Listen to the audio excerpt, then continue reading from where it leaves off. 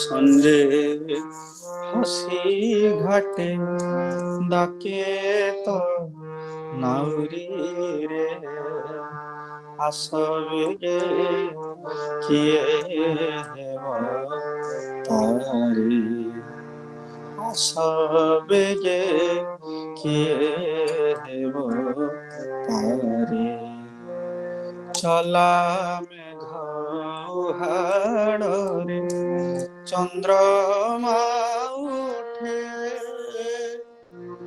চলা মেঘ হাড়রে চন্দ্রমা উঠে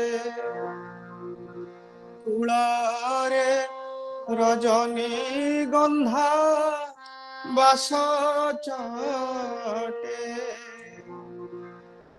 কুলারে রজনী গন্ধা বাস চটে কলা ভৌরিকি দেখি কলা ভৌরিকি দেখি জানা ডরি রে দৃঢ় মন কলে হেবু পারি দৃঢ় মন কলে হেবু পারি সঞ্জে হসি ঘাটে ডাকে তো নাউরি রে আসবে গে কিয়ে হেব তারি দুই কূଳ লঙ্ঘি ସୁଅ ଉଛୁଳି ଧାଇଁ ମନରେ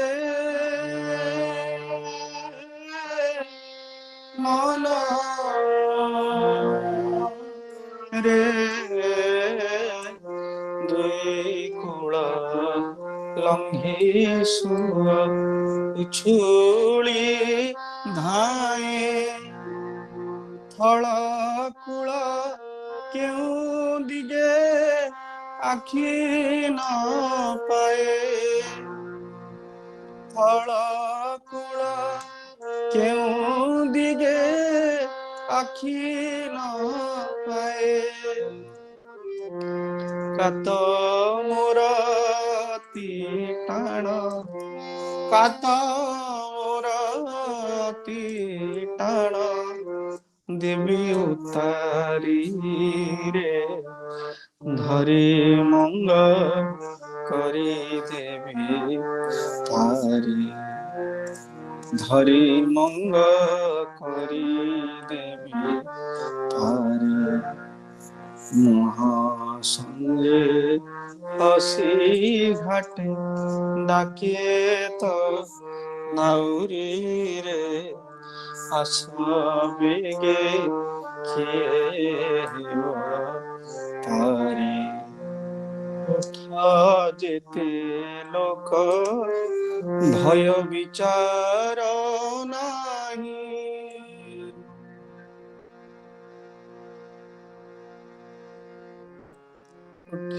যেতে লোক ভয় বিচার নাহি কর দেব ষোଳପଣ ଉତାର ପାଇ କର ଦେବ ଷୋଳପଣ ଉତାର ପାଇ ମାଲ ମତା ছাড়ি তুই মাল মতা ছাড়ি তুই না ভারি এই নামে করি দেবী তারে এই নামে করে দেবে পারে। সঞ্জে হসি ঘাটে ডাকে তো নাউরি রে, আসবেগে কিয়ে হেবা পারে। এঠা পরবাস চিন্তা মনে উইরে, মনরে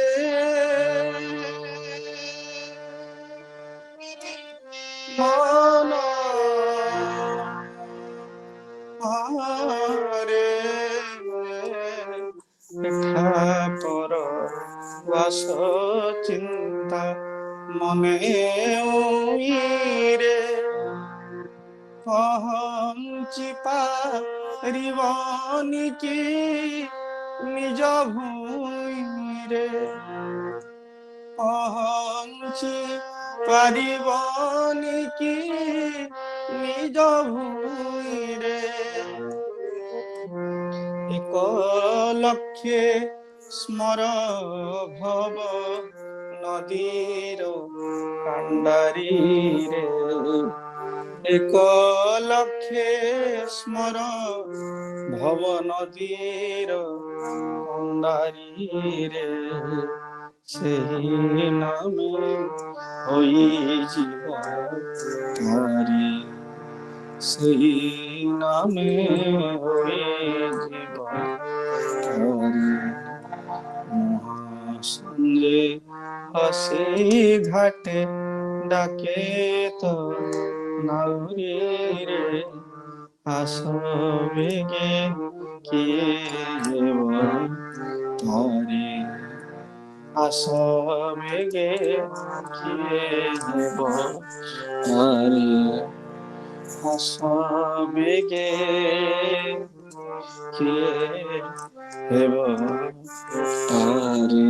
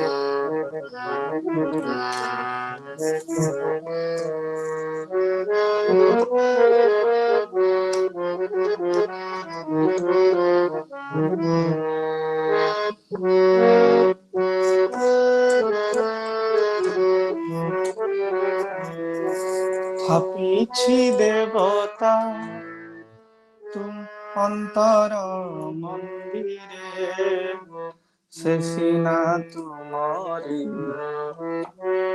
সৌম্য মূরতি। থাপিছি দেবতা অন্তর মন্দিরে, সে সিনা তুমরি সৌম্য মূরতি।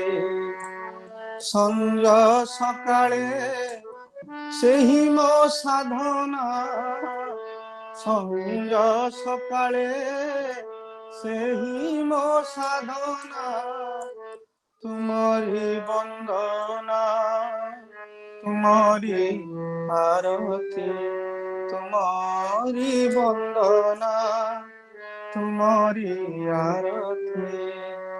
থাপিছি দেবতা অন্তর মন্দিরে, সে সিনা তুমরি সৌম্য মূরতি। সংসার জঞ্জালে কর্ম কোলাহলে, ক্ষিপ্ত সদা মন বিষয় বিহলে। অব্যক্ত সান্ত্বনা পায়ে যাহা তিলে অব্যক্ত সান্ত্বনা, পায়ে যাহা তিলে আহাত তুমরি স্নিগ্ধ চিরতে, তাহাত তুমরি স্নিগ্ধ কিরতে, সে সিনা তুমরি সৌম্য মূরতি। ধাইଥିଲି একা বন্ধুর এ পথে, ধাইଥିଲି একা বন্ধুর এ পথে, দুয়ারু দুয়ারে ঘুরি অবিরতে, দুয়ারু দুয়ারে ঘুরি অবিরতে। মঝি যৌবনে হৃদ বাতায়নে, মঝি যৌবনে হৃদ বাতায়নে, ফুটিলা তো যাহা তব প্রতিকৃতি, ফুটিলা তো যাহা তুম প্রতিকৃতি, সে সিনা তুমরি সৌম্য মূরতি। ভঙ্গুর খেলনা দেখে কেতে নীতি, চাহানিয়া লোতক অভিমান প্রীতি। ঘুরি যায় মতি ভৌরি রে মতি, ঘুরি যায় মতি ভৌরি রে মতি, টানি আনে যাহা তব পুণ্য স্মৃতি, টানি আনে যাহা তব পুণ্য স্মৃতি, সে সিনা তুমরি সৌম্য মূরতি।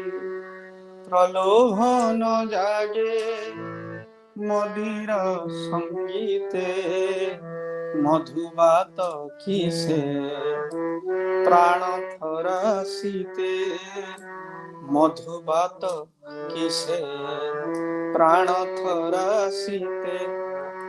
পড়ু পড়ু ধরা মোহন আবর্তে, পড়ু পড়ু ধরা মোহন আবর্তে, চেতাই দিয়ে যা সে তো তুম প্রীতি, চেতাই দিয়ে যা সে তো তুম প্রীতি, সে সিনা তুমরি সৌম্য মূরতি।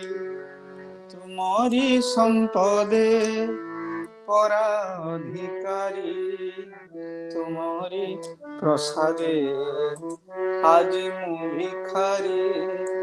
মাগি বুলে সত ভকত দুয়ারে, মাগি বুলে সত ভকত দুয়ারে, ভিখ যাহা তব করুণা শাশ্বতী, ভিখ যাহা তব করুণা শাশ্বতী, সে সিনা তুমরি সৌম্য মূরতি। মণি মন্দিরে বাজি উঠুবারে, আগমনী তব অনাহত তারে। মণি মন্দিরে বাজি উঠু থরে, আগমনী তব অনাহত তারে। জালিছি অলিভা দীপালি জাগরে, জালিছি অলিভা দীপালি জাগরে, লভিবা সারে তব স্নিগ্ধ জ্যোতি, পাইবা সারে তব স্নিগ্ধ জ্যোতি, সে সিনা তুমরি সৌম্য মূরতি। থাপিছি দেবতা অন্তর মন্দিরে, সে সিনা তুমরি ସୌମ୍ୟ ମୂରତି ସଞ୍ଜ ସକାଳେ ସେହି ମୋ ସାଧନା ତୁମରି ବନ୍ଦନା ତୁମରି ଆରତି ତୁମରି ବନ୍ଦନା ତୁମରି ଆରତି ସେ ସୀମା ତୁମରି ସୌମ୍ୟ ମୂରତି।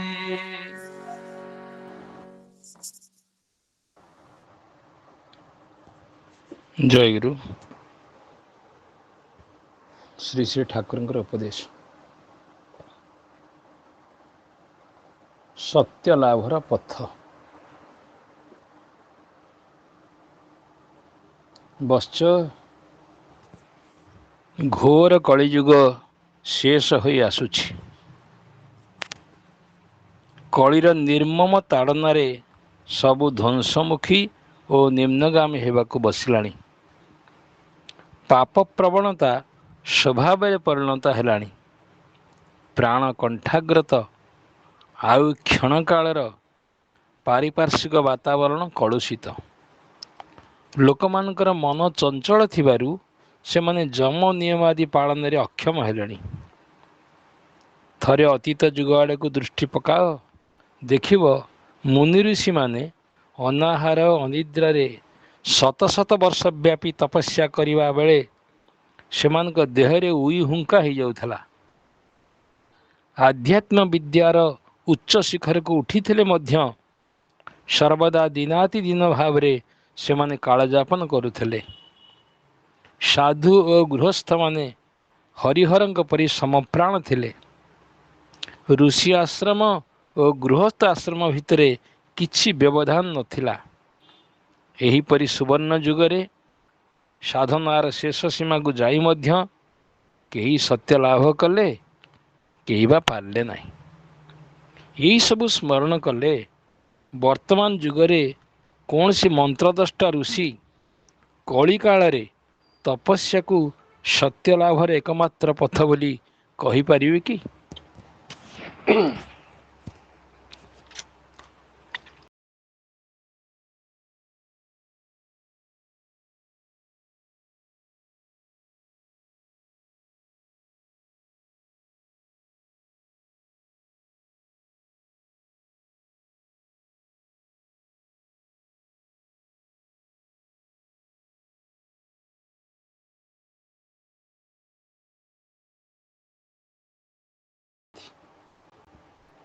ଜୀବ ଜନ୍ମ ଜନ୍ମାନ୍ତରର କଠୋର ସାଧନା ଦ୍ୱାରା ଶେଷ ଜନ୍ମରେ ସିଦ୍ଧି ଲାଭ କରି ଯେତେବେଳେ ପୂର୍ଣ୍ଣ ଜ୍ଞାନରେ ପ୍ରତିଷ୍ଠିତ ହୁଅନ୍ତି, ସେତେବେଳେ ତାଙ୍କର ବ୍ୟକ୍ତିତ୍ୱ ସମ୍ପୂର୍ଣ୍ଣ ଭାବରେ ଲୋପ ପାଇଯାଏ ଏବଂ ସେହି ଶୁଦ୍ଧ ଆଧାରରେ କେବଳ ଜଗଦ୍ଗୁରୁଙ୍କର ଇଚ୍ଛା ହିଁ ଲୀଳାୟିତ ହୋଇ ଉଠେ।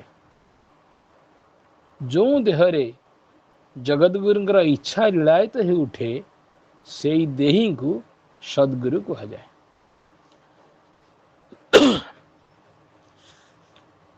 ପ୍ରଥମେ କହିଲେ ଯେ ମନ୍ତ୍ରପୁତ ଜଳ ଧରିକିରି ଆସନ୍ତି, ସିଏ ହେଲେ ଜଗଦ୍ଗୁରୁ। ତାପରେ କହିଲେ ଯେ ସାଧନରେ ସିଏ ଯିଏ ତାଙ୍କୁ ମନ୍ତ୍ରପୁତ ଜଳକୁ ବହନ କରି ଆଣି ଜୀବ ଉପରେ ସିଞ୍ଚନ କରି ତାକୁ ପୂର୍ବ ସ୍ୱରୂପରେ ଉପନୀତ କରାଇ ଦିଅନ୍ତି, ତାଙ୍କୁ କୁହାଯାଏ ସଦ୍ଗୁରୁ।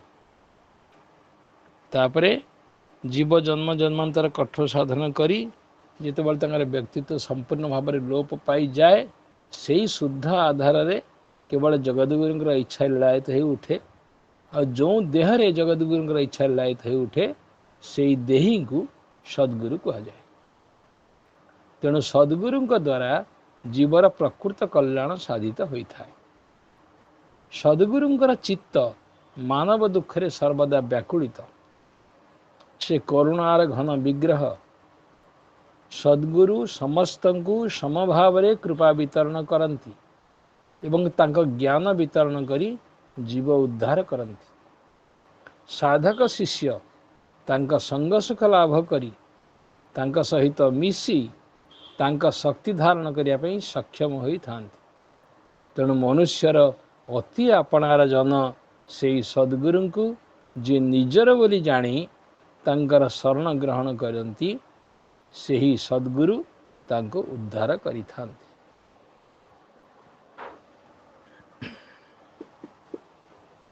ସଦ୍ଗୁରୁ ନିତାନ୍ତ ଦୁର୍ଲଭ ହେଲେ ମଧ୍ୟ ଅଲଭ୍ୟ ନୁହନ୍ତି। ଜନ୍ମ ଜନ୍ମାନ୍ତରର ସାଧନା ଦ୍ୱାରା ଯିଏ ଜୀବନ ମୁକ୍ତ ହେଇଛନ୍ତି, ତାଙ୍କର ସେହି ଶୁଦ୍ଧ ଆଧାରରେ ଜଗଦ୍ଗୁରୁଙ୍କର ଇଚ୍ଛା ପ୍ରତିଫଳିତ ହେଲେ ସେ ଜୀବ ଉଦ୍ଧାର କରିବାର ଶକ୍ତି ବା ଗୁରୁ ଶକ୍ତି ଲାଭ କରିଥାନ୍ତି। ଯେଉଁମାନେ ଏବଂ ବିଧ ମହାପୁରୁଷଙ୍କର ଚରଣ ଦର୍ଶନ କରିଛନ୍ତି, ସେମାନେ ମଧ୍ୟ କୃତାର୍ଥ ହୋଇଛନ୍ତି। ସଦ୍ଗୁରୁଙ୍କର ଅପାର ମହିମା ଏକମାତ୍ର ଶୁଦ୍ଧ ଚିତ୍ତରେ ପ୍ରତିଫଳିତ ହୁଏ। ସଦ୍ଗୁରୁଙ୍କର ନାମ ରୂପ ଲୀଳା ପ୍ରତି ଶ୍ରଦ୍ଧାବାନ ବ୍ୟକ୍ତି ମଧ୍ୟ ତାଙ୍କ କୃପା ହୃଦୟଙ୍ଗମ କରିବା ପାଇଁ କ୍ଷମ ହୋଇଥାନ୍ତି। କାରଣ ମନୁଷ୍ୟ ରୂପରେ ଭଗବାନଙ୍କୁ ନ ପାଇଲେ, ଭଗବତ ସତ୍ତା ନର ରୂପରେ ନର ବିଗ୍ରହରେ ପ୍ରକଟିତ ନହେଲେ ମନୁଷ୍ୟ ତାଙ୍କୁ ଉପଲବ୍ଧି କରିବା ପାଇଁ ସମର୍ଥ ହେବ ନାହିଁ। ସଦ୍ଗୁରୁ ରୂପୀ ନର ବିଗ୍ରହଙ୍କର ସେବା କଲେ ସାଧକମାନଙ୍କର ଦେହ ମନ ପ୍ରାଣ ଶୁଦ୍ଧପୂତ ହୁଏ। ସାଧକମାନେ ତାଙ୍କଠାରେ ଆତ୍ମବିସର୍ଜନ କରି ଧନ୍ୟ ହୁଅନ୍ତି। ସାଧକମାନେ ତାଙ୍କ ଶ୍ରୀଚରଣରେ ପ୍ରାର୍ଥନା ଜ୍ଞାପନ କଲେ ସେ କରୁଣାର୍ଦ୍ର ହୃଦୟରେ ତାହା ଶୁଣି ଜୀବ ଉଦ୍ଧାର କରିଥାନ୍ତି। ତେଣୁ ଶ୍ରୀ ଗୁରୁଦେବ ହିଁ ଏକମାତ୍ର ଭବ ବନ୍ଧନ ମୋଚନକାରୀ। ଶ୍ରୀ ଗୁରୁଦେବଙ୍କର ସେବା ହିଁ ଶିଷ୍ୟମାନଙ୍କର ଏକମାତ୍ର ଧର୍ମ। ଆମେ ବର୍ତ୍ତମାନ ଯେଉଁ ମହାପୁରୁଷଙ୍କର ପ୍ରସଙ୍ଗ ଆଲୋଚନାରେ ପ୍ରବୃତ୍ତ ହୋଇଅଛୁ, ସେ କିପରି କରୁଣାର୍ଦ୍ର ହୃଦୟରେ ଆତ୍ମଜ୍ଞାନ ରୂପ ଦୀକ୍ଷା ପ୍ରଦାନ କରି ଦୁଃଖ ମୋଚନ କରୁଥିଲେ, ତାହାର ଗୋଟିଏ ଦୃଷ୍ଟାନ୍ତ ପ୍ରଦାନ କରାଯାଉଛି। ଲେଖକ ଶ୍ରୀଯୁକ୍ତ ସୁରେନ୍ଦ୍ର ମୋହନ ଦାସଗୁପ୍ତ ତାଙ୍କ ପ୍ରଣୀତ ଆଚାର୍ଯ୍ୟ ପ୍ରସଙ୍ଗରେ ଉଲ୍ଲେଖ କରିଛନ୍ତି।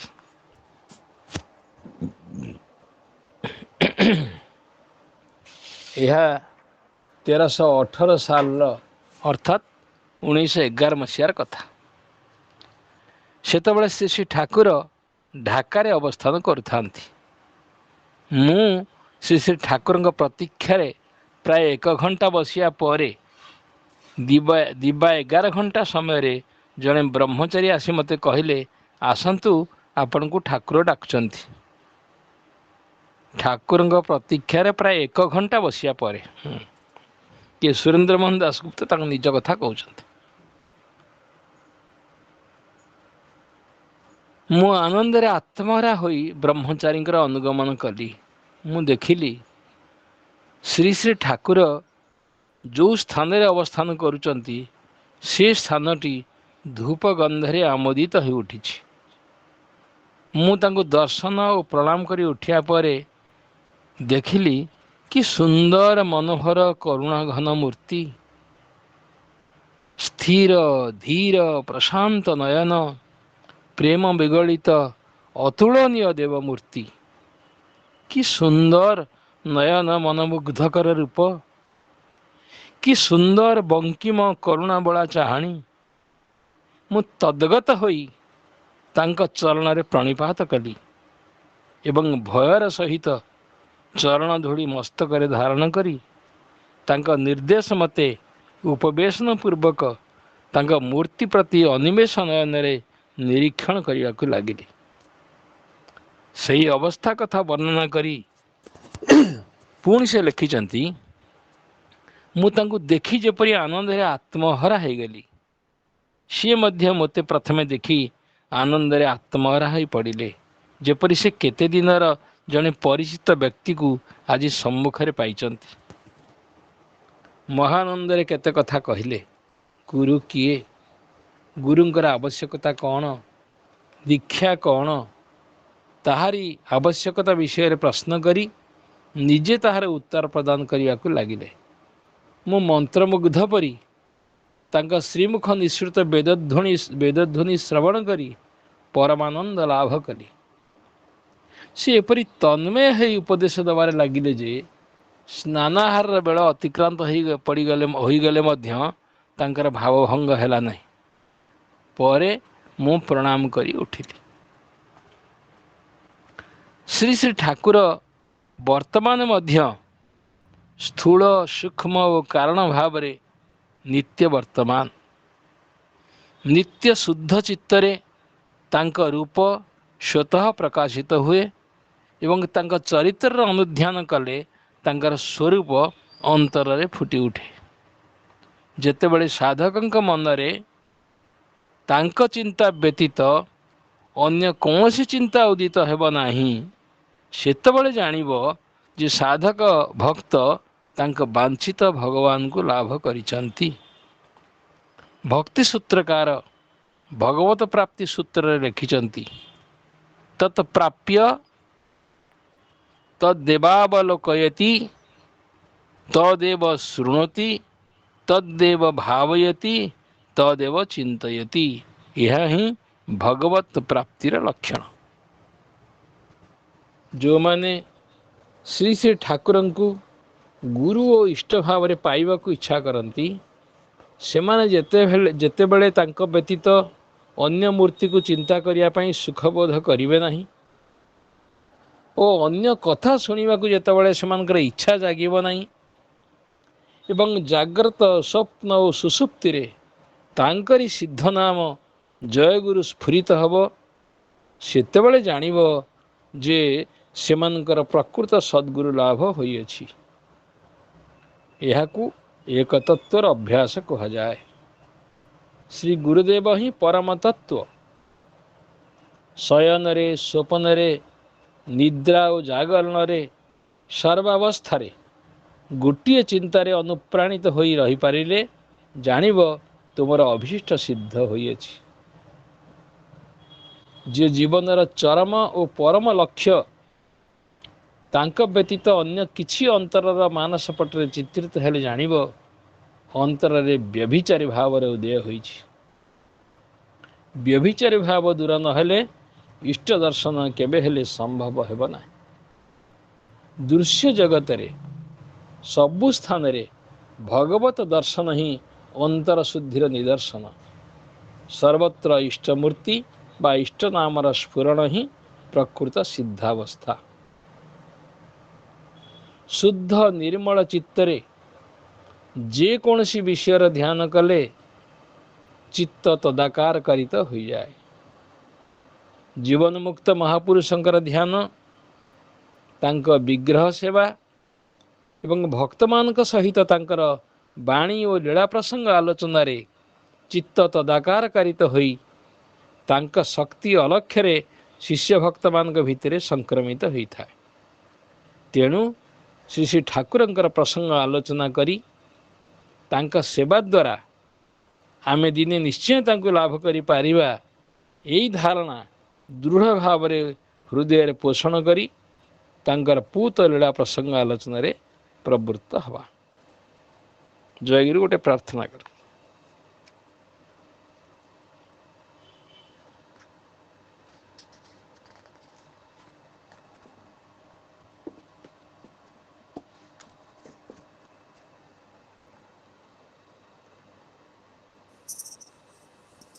जय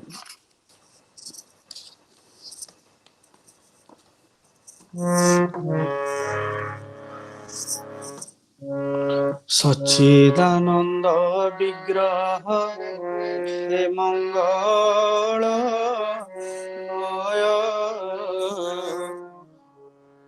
प्रणामे श्रीपदे प्रभु घोषित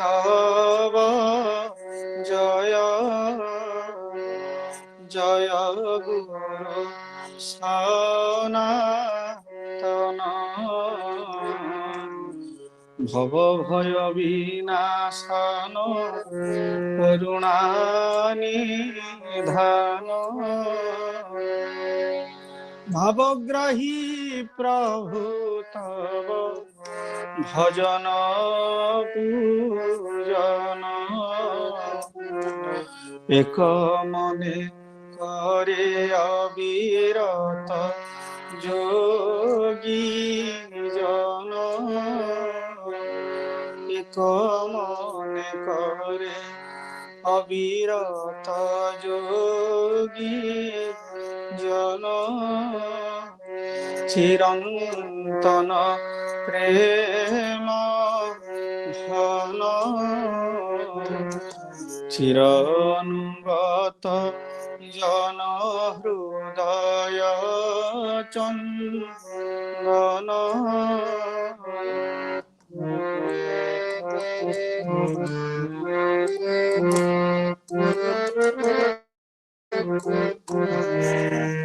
তব পদ দর্শন আশাই ভকত, তব পদ দর্শন আশাই ভকত, লভে বিমল আনন্দ সুখী সে নিরত, লভে বিমল আনন্দ সুখী সে নিরত, মহাপাতক নিবার, মহাপাতক নিবার, শরণ আশাই গুরু দাস অধমর, শরণ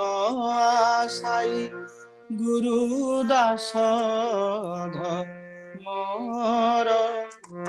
মহাপাতক নিবার, মহাপাতক নিবার।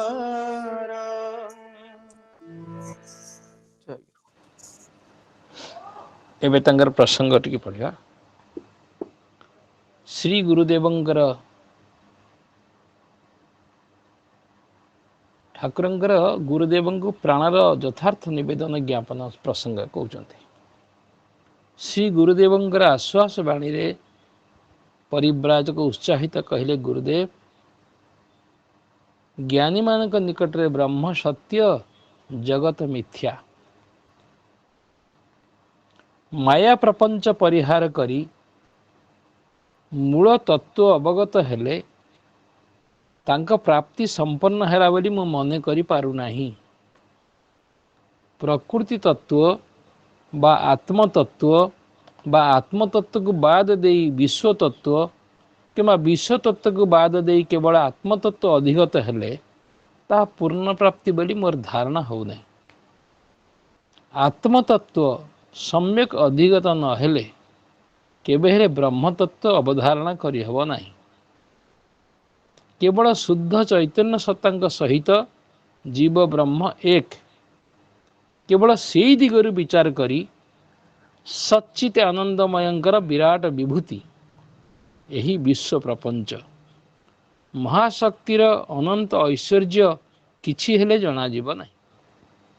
ନେତି ନେତି ବିଚାର ଦ୍ୱାରା ସମସ୍ତ ଲୟ ହେଲା ପରେ ଯେତେବେଳେ ଅହଂତର ବିଲୟ ହୁଏ ସେତେବେଳେ ଜଗତର ତ ବିଲୟ ହୁଅନ୍ତା, କିନ୍ତୁ କାହିଁ ଅହଂତର ବିଲୟ ବିନାଶ ପରେ ମଧ୍ୟ ଜଗତ ସମଭାବରେ ବିଦ୍ୟମାନ ରହେ।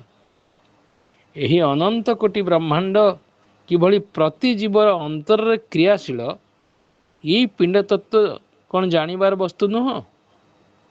ଯେଉଁ ବ୍ୟଷ୍ଟି ଅହଙ୍ଗର ସୃଜନ ନିମିତ୍ତ ପ୍ରକୃତି ଦେବୀଙ୍କର ଚତୁର୍ବିଂଶତି ତତ୍ତ୍ୱରେ ପରିଣତି ବା ସକ୍ରିୟ ଭାବ, ତାହା କ'ଣ ଜାଣିବାର ପ୍ରୟୋଜନ ନାହିଁ?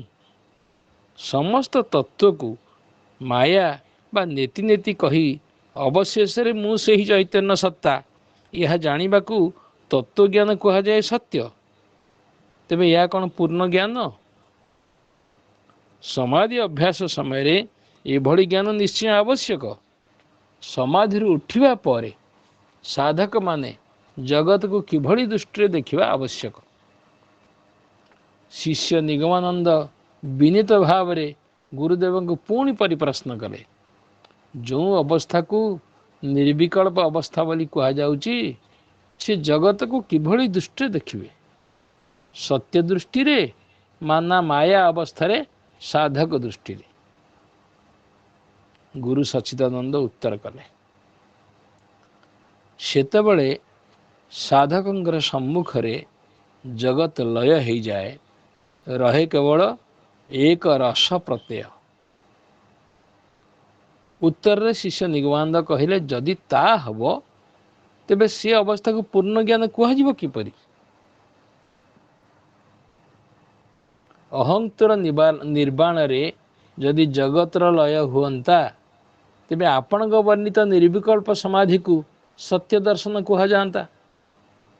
କିନ୍ତୁ ତାହା ତ ଦେଖାଯାଉ ନାହିଁ। ସତ୍ୟ ଲାଭ ଯଦି ସାଧକଙ୍କର ଚରମ ଲକ୍ଷ୍ୟ ହୁଏ ଏବଂ ଜଗତକୁ ଯଦି ବ୍ରହ୍ମ ବୋଲି କୁହାଯିବ, ତେବେ ସେହି ଜଗତର ପ୍ରକୃତ ତତ୍ତ୍ୱ ଜାଣିବା ଏକାନ୍ତ ଆବଶ୍ୟକ। ପିଣ୍ଡ ଓ ବ୍ରହ୍ମାଣ୍ଡର ଜ୍ଞାନ ନହେଲେ ପୂର୍ଣ୍ଣ ବ୍ରହ୍ମ ଜ୍ଞାନରେ ପ୍ରତିଷ୍ଠିତ ହୋଇପାରିବ କିପରି? ବ୍ରହ୍ମ କ'ଣ ଜଗତ ବାହାରେ, ନା ସେ ପରମାତ୍ମା ରୂପରେ ଜଗତର ପ୍ରାଣ ସ୍ୱରୂପ? ସଚ୍ଚିଦାନନ୍ଦ ପ୍ରସନ୍ନ ଚିତ୍ତରେ କିଛି କ୍ଷଣ ଚିନ୍ତା କଲେ, ତାପରେ କହିଲେ, ତୁମ ମତରେ ବେଦାନ୍ତର ସୃଷ୍ଟି ତତ୍ତ୍ୱ ଜାଣି ନେତି ନେତି ବିଚାରରେ ତାହା ପରିହାର କରିବା ଚରମ ତତ୍ତ୍ୱ ନୁହଁ।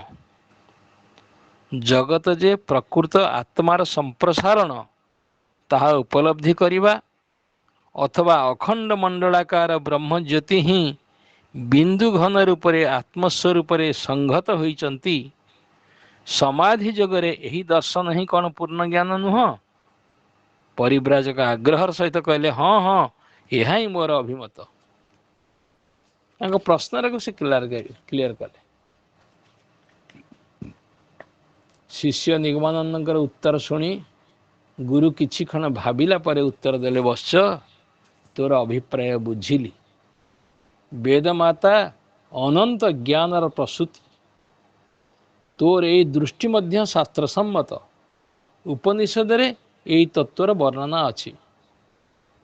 ଉପନିଷଦ ଶିକ୍ଷା ସମୟରେ ମୁଁ ତୋତେ ସମସ୍ତ ବିଷୟରେ ଉପଦେଶ ଦେଇଥିଲି।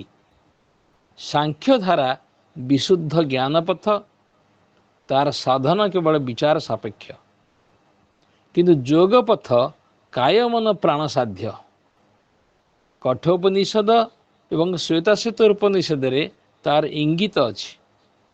ସେହି ପୁରୁଷ ପ୍ରାଣ ଓ ଅପାନର ଆକର୍ଷଣରେ ଏକାଦଶ ଦ୍ୱାର ବା ସୁଷୁମ୍ନା ପଥରେ ବିରାଜିତ ଅଛନ୍ତି, ଅର୍ଥାତ୍ ସର୍ବଦା ଆମର ମନ ବୁଦ୍ଧିକୁ ବୃହତ୍ ଜ୍ୟୋତି ସହିତ ସଂଯୋଜିତ କରୁଛନ୍ତି।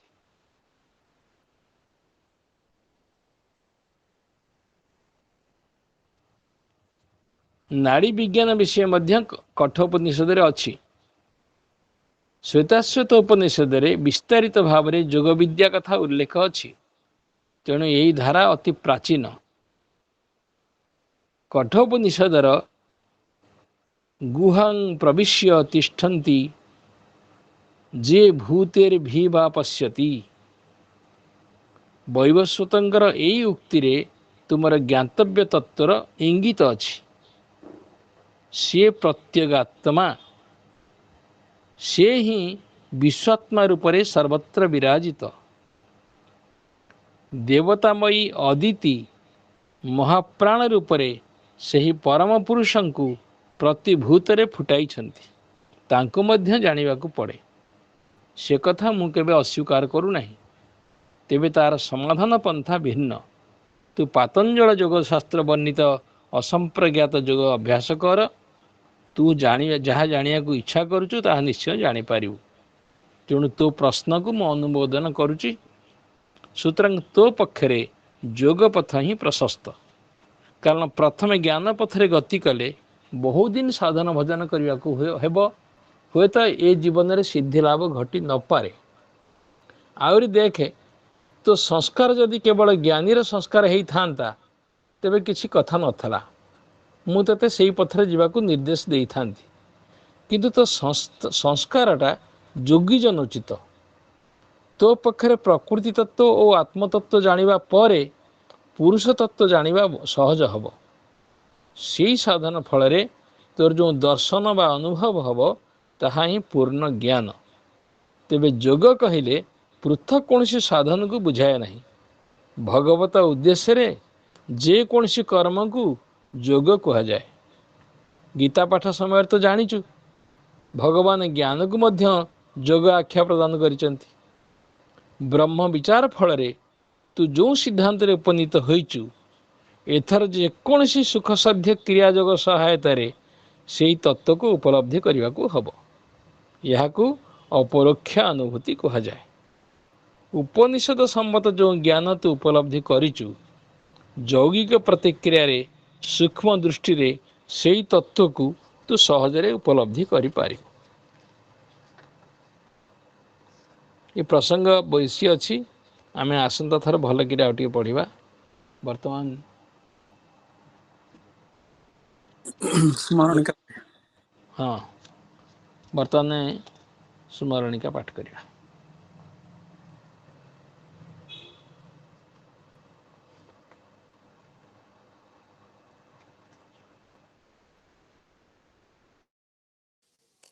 ଜୟଗୁରୁ।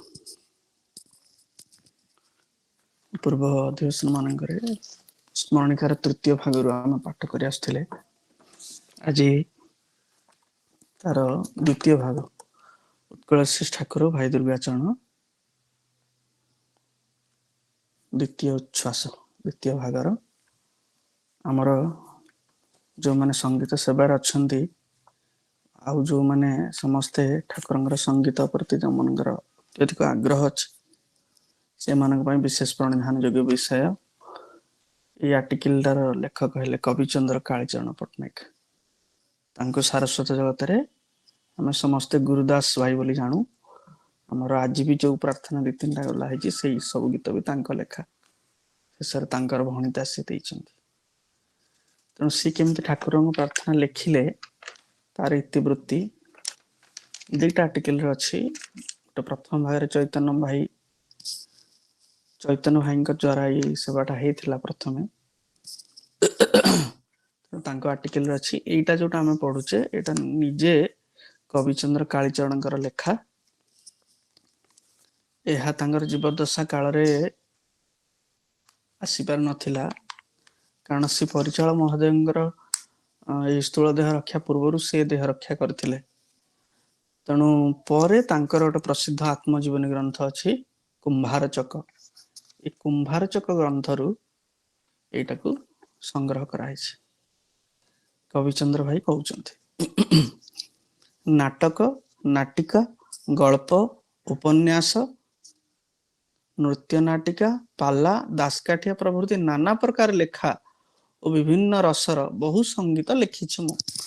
ହେଲେ ସଂଖ୍ୟା ଗଣନା ଦିଗରେ ବିଚାର କଲେ ଭଜନ ଜଣାଣର ପରିମାଣ ଅଧିକ ହେବ। ଅସଂଖ୍ୟ ଭଜନ ଜଣାଣ ସେ ଲେଖିଛନ୍ତି। ସଂଶୋଧନ କରିବା, ଗୀତର ସୁର କରିବା ଏବଂ ବିବିଧ ବିଷୟକ ଚର୍ଚ୍ଚା ଇତ୍ୟାଦି ଲାଗି ସକାଳୁ ରାତି ଯାଏ ମୋ ଘରେ ବହୁ ଲୋକ ରୁଣ୍ଡ ହୁଅନ୍ତି। 1966 ମସିହା ସେପ୍ଟେମ୍ବର 28 ତାରିଖ 1966 ମସିହା ସେପ୍ଟେମ୍ବର 28 ତାରିଖ ଦିନ ସକାଳେ କେତେକ କଳାକାରଙ୍କର ମେଳରେ ସବୁଦିନ ଭଳି ମୁଁ ମୋ ବସା ଘରେ ବସିଥାଏ। ବହୁ ଲୋକ ବିଭିନ୍ନ କାମ ନେଇ ମୋ ପାଖରେ ବସିଥାନ୍ତି। ସକାଳ 8:30 ବେଳ ହବ। ସମାଜ ଅଫିସରେ ଚୈତନ୍ୟ ବାବୁ, ଚୈତନ୍ୟ ଚରଣ ଦାସ ଆସି ପହଞ୍ଚିଲେ। ପ୍ରଖ୍ୟାତ ସମାଜ ଅନୁଷ୍ଠାନର ପ୍ରାୟ ଆରମ୍ଭ ବେଳୁ ଚୈତନ୍ୟ ବାବୁ ତହିଁ ସହିତ ସମ୍ପୃକ୍ତ। ସମାଜ ଅନୁଷ୍ଠାନ ପ୍ରାୟ ଆରମ୍ଭ ବେଳୁ ଚୈତନ୍ୟ ଭାଇ ସେଥିରେ ସମ୍ପୃକ୍ତ। ସେ ଟିକେ ତରବରିଆ ଦେଖା ଯାଉଥାନ୍ତି। ମୋ ଠାରୁ ତାଙ୍କ ପିଲାଙ୍କ ରୋଗ ବୈରାଗ ବେଳେ କେବେ କେମିତି ଆସି ସେ ବାୟୋକେମିକ ଔଷଧ ନେଇଥାନ୍ତି। ତେଣୁ ଔଷଧ ବିଷୟରେ ବି ଭାଇଙ୍କର ଭଲ ଧାରଣା ଥିଲା। ତାଙ୍କର ଜରୁରୀ ଔଷଧ ଲୋଡ଼ା ଭାବି ମୁଁ ପଚାରିଲି, କଣ ହୋଇଛି, କାହା ଦେହ ଖରାପ ହେଇଛି କି? ସେ କହିଲେ, ମୁଁ ଔଷଧ ପାଇଁ ଆସିନାହିଁ, ଆଉ ଗୋଟେ କାମରେ ଆସିଛି। ମୁଁ ପଚାରିଲି, କଣ କୁହନ୍ତୁ? ସେ କହିଲେ, ଟିକେ ନିରୋଳା ହେଲେ କହିବି। ମୁଁ କହିଲି, ଏ ରେଳା ବର୍ତ୍ତମାନ ଭାଙ୍ଗିବ ନାହିଁ। କବିଚନ୍ଦ୍ର ଭାଇ କହୁଛନ୍ତି, ଏ ରେଳା ବର୍ତ୍ତମାନ ଭାଙ୍ଗିବ ନାହିଁ, ତାହାରି ଭିତରେ କାମ କରିବାକୁ ହେବ। ସେ ଟିକେ ଇତସ୍ତତ ହୋଇ ହାତରେ ଧରିଥିବା ଗୋଟିଏ କାଗଜ ବିଡ଼ା ଦେଖାଇ କହିଲେ, ଆମର ଗୋଟିଏ ସଂଘ ଅଛି। ସଂଘ ତରଫରୁ ଗୋଟିଏ ତ୍ରୈମାସିକ ଆଧ୍ୟାତ୍ମିକ ପତ୍ରିକା ବାହାରୁଛି। ସେହି ପତ୍ରିକାରେ ପ୍ରକାଶ କରିବା ପାଇଁ କେତେ ଗୋଟିଏ ବଙ୍ଗଳା ଗୀତର ଓଡ଼ିଆ ଅନୁବାଦ କରିଦେଲେ ତାହା ଆମ ପତ୍ରିକାରେ ପ୍ରକାଶ ପାଆନ୍ତା। ମୁଁ କହିଲି ହଉ ଦେଇ ଯାଆନ୍ତୁ, ମୁଁ ଦେଖିବି।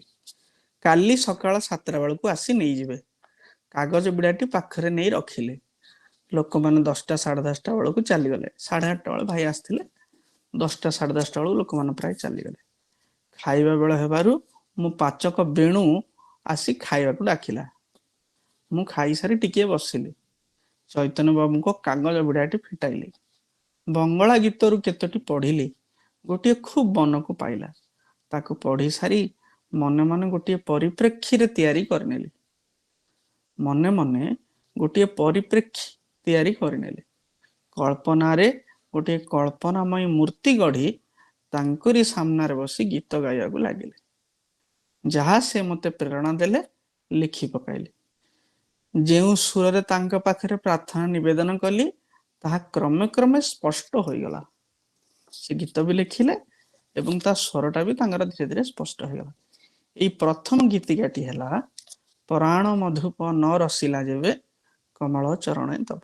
ଆମର ଭାଇମା ମାନେ ଜାଣିଥିବେ, ଆମର ସୁଧାଂଶୁ ବଳ ମା ବହୁବାର ଠାକୁରଙ୍କ ନିକଟରେ ଏଇ ପ୍ରାର୍ଥନା ଶୁଣାନ୍ତି।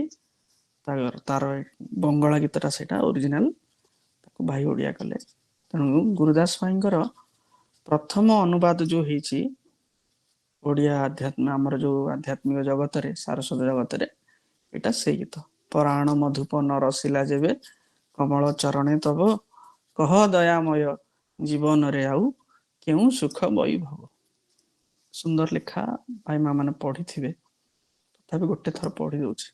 ଅକଳନ ଧନ ଥାଇ ଅକାରଣ, ନାହିଁ ତହିଁ ଲବେ ଲାଭ, ସେ ଧନେ ଅନାଇ ପରମ ରତନେ ଯତନ ଯେବେ ନଥିବ।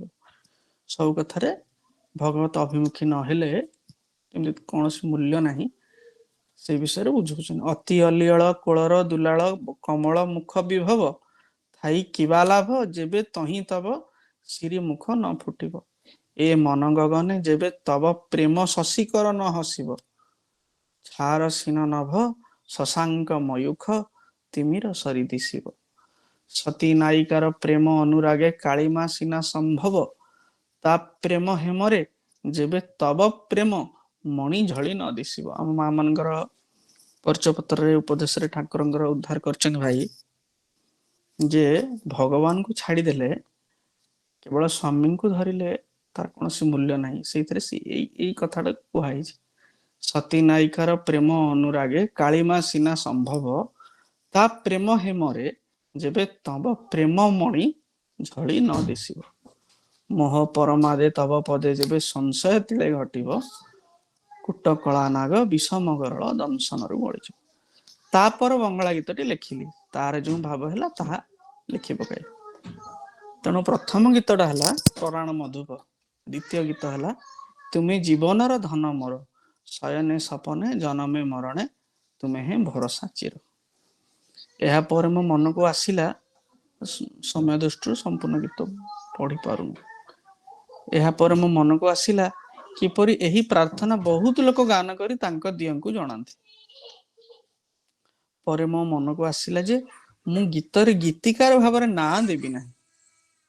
ଯେ କେହି ଏହାକୁ ଗାନ କରିବେ ସେ ଯେପରି ମନେ କରିବେ ତାଙ୍କ ହୃଦୟର ଭାଷା ପ୍ରାଣତନ୍ତ୍ରୀରୁ ସ୍ୱତଃ ଝଙ୍କୃତ ହୋଇ ବାହାରୁଛି।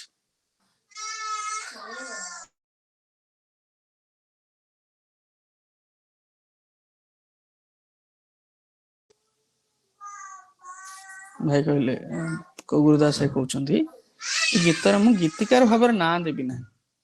ଯେ କେହି ଏହାକୁ ଗାନ କରିବେ ସେ ଯେପରି ମନେ କରିବେ ତାଙ୍କ ହୃଦୟର ଭାଷା ପ୍ରାଣତନ୍ତ୍ରୀରୁ ସ୍ୱତଃ ଝଙ୍କୃତ ହୋଇ ବାହାରୁଛି। ସେତିକି ଲେଖି ପୁଡ଼ିଆଟି ରଖିଦେଲି। ମୋ ଟିପା ଖାତାରେ ଗୀତ ଦୁଇଟି ଟିପି ରଖିଲି।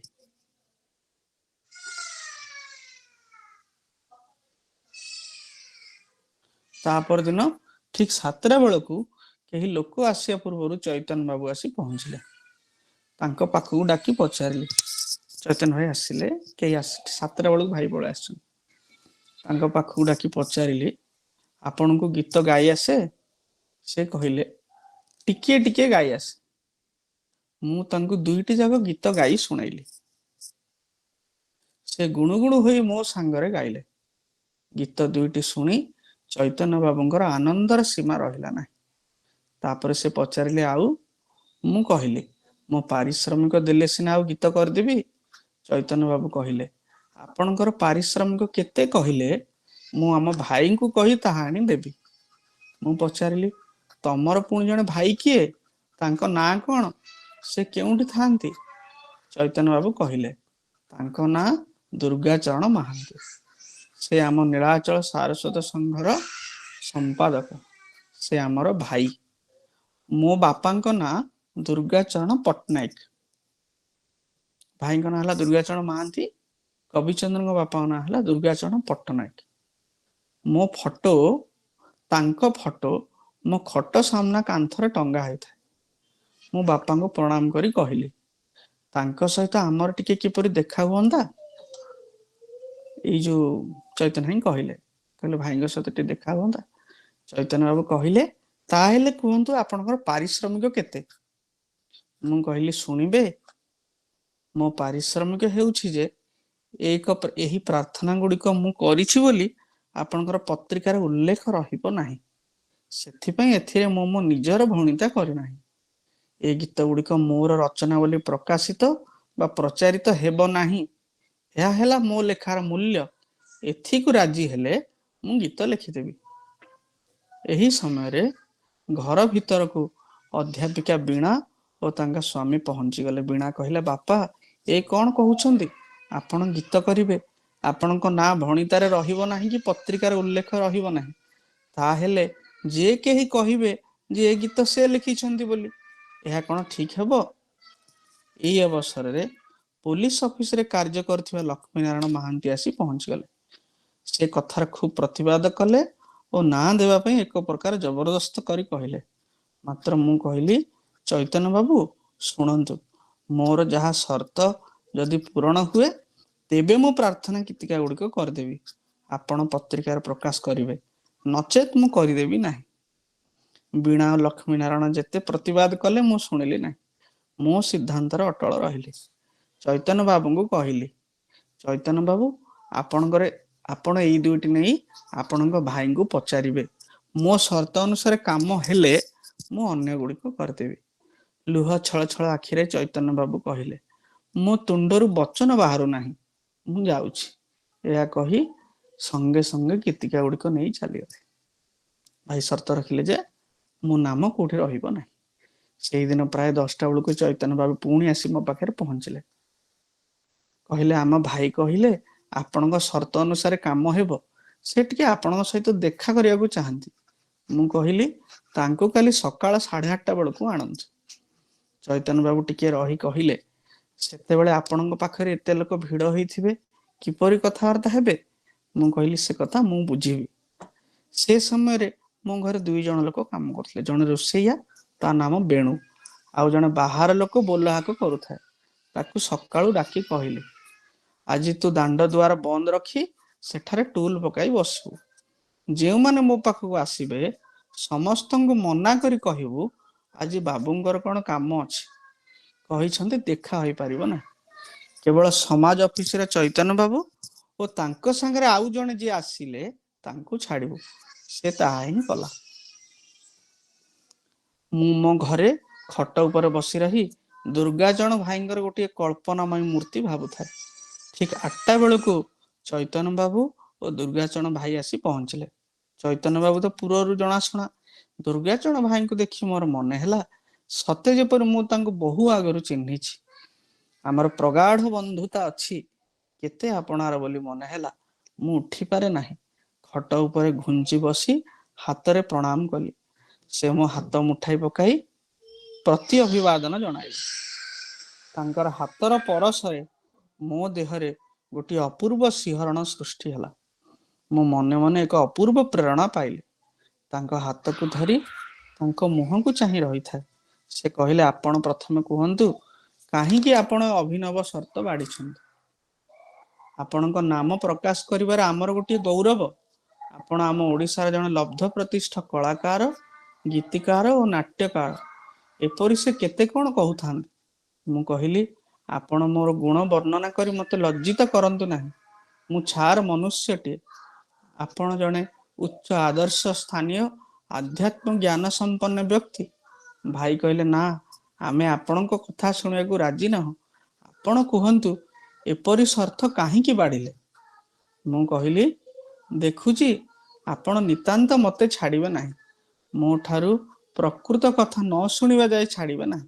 ଦେଖନ୍ତୁ, କାଲି ଚୈତନ୍ୟ ବାବୁ ଗୀତ କାଗଜ ଗୁଡ଼ିକ ଆଣି ମତେ କହିଲେ, ଆମର ଗୋଟିଏ ତ୍ରୈମାସିକ ଆଧ୍ୟାତ୍ମିକ ପତ୍ରିକା ପ୍ରକାଶ ପାଏ, ସେଥିରେ ଦେବା ପାଇଁ ଏ ବଙ୍ଗଳା ଗୀତ ଗୁଡ଼ିକୁ ଓଡ଼ିଆରେ କରିଦେବେ।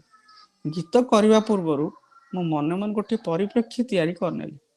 ମୁଁ ତ ଆପଣଙ୍କ ଠାକୁରଙ୍କୁ ଜାଣେ ନାହିଁ, ତାଙ୍କ ନାମ ଜାଣେ ନାହିଁ। ମନେ ମନେ କଳ୍ପନାରେ ଗୋଟିଏ ମୂର୍ତ୍ତି ଗଠନ କରି ତାଙ୍କ ନିକଟରେ ବସିଗଲି। ସେ ଯାହା କହିଲେ, ଯେଉଁ ଭାଷାରେ କହିଲେ, ତାହା ଲେଖି ପକାଇଲି। ସେଥିରେ ମୋର ନିଜସ୍ୱ ବାହାଦୁରୀ କିଛି ନାହିଁ।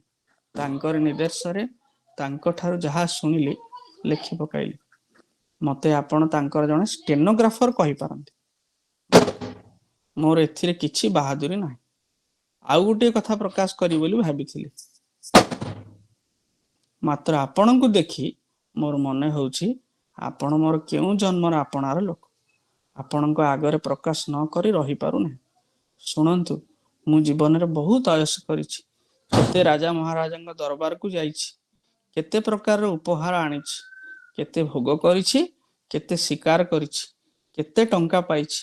ମୋ ଦେହରେ ରୁମ ଯେତିକି, ମୁଁ ସେତିକି ରୋଜଗାର କରିଛି, କିନ୍ତୁ ମୁଁ କାହିଁରେ ଶାନ୍ତି ପାଇନାହିଁ।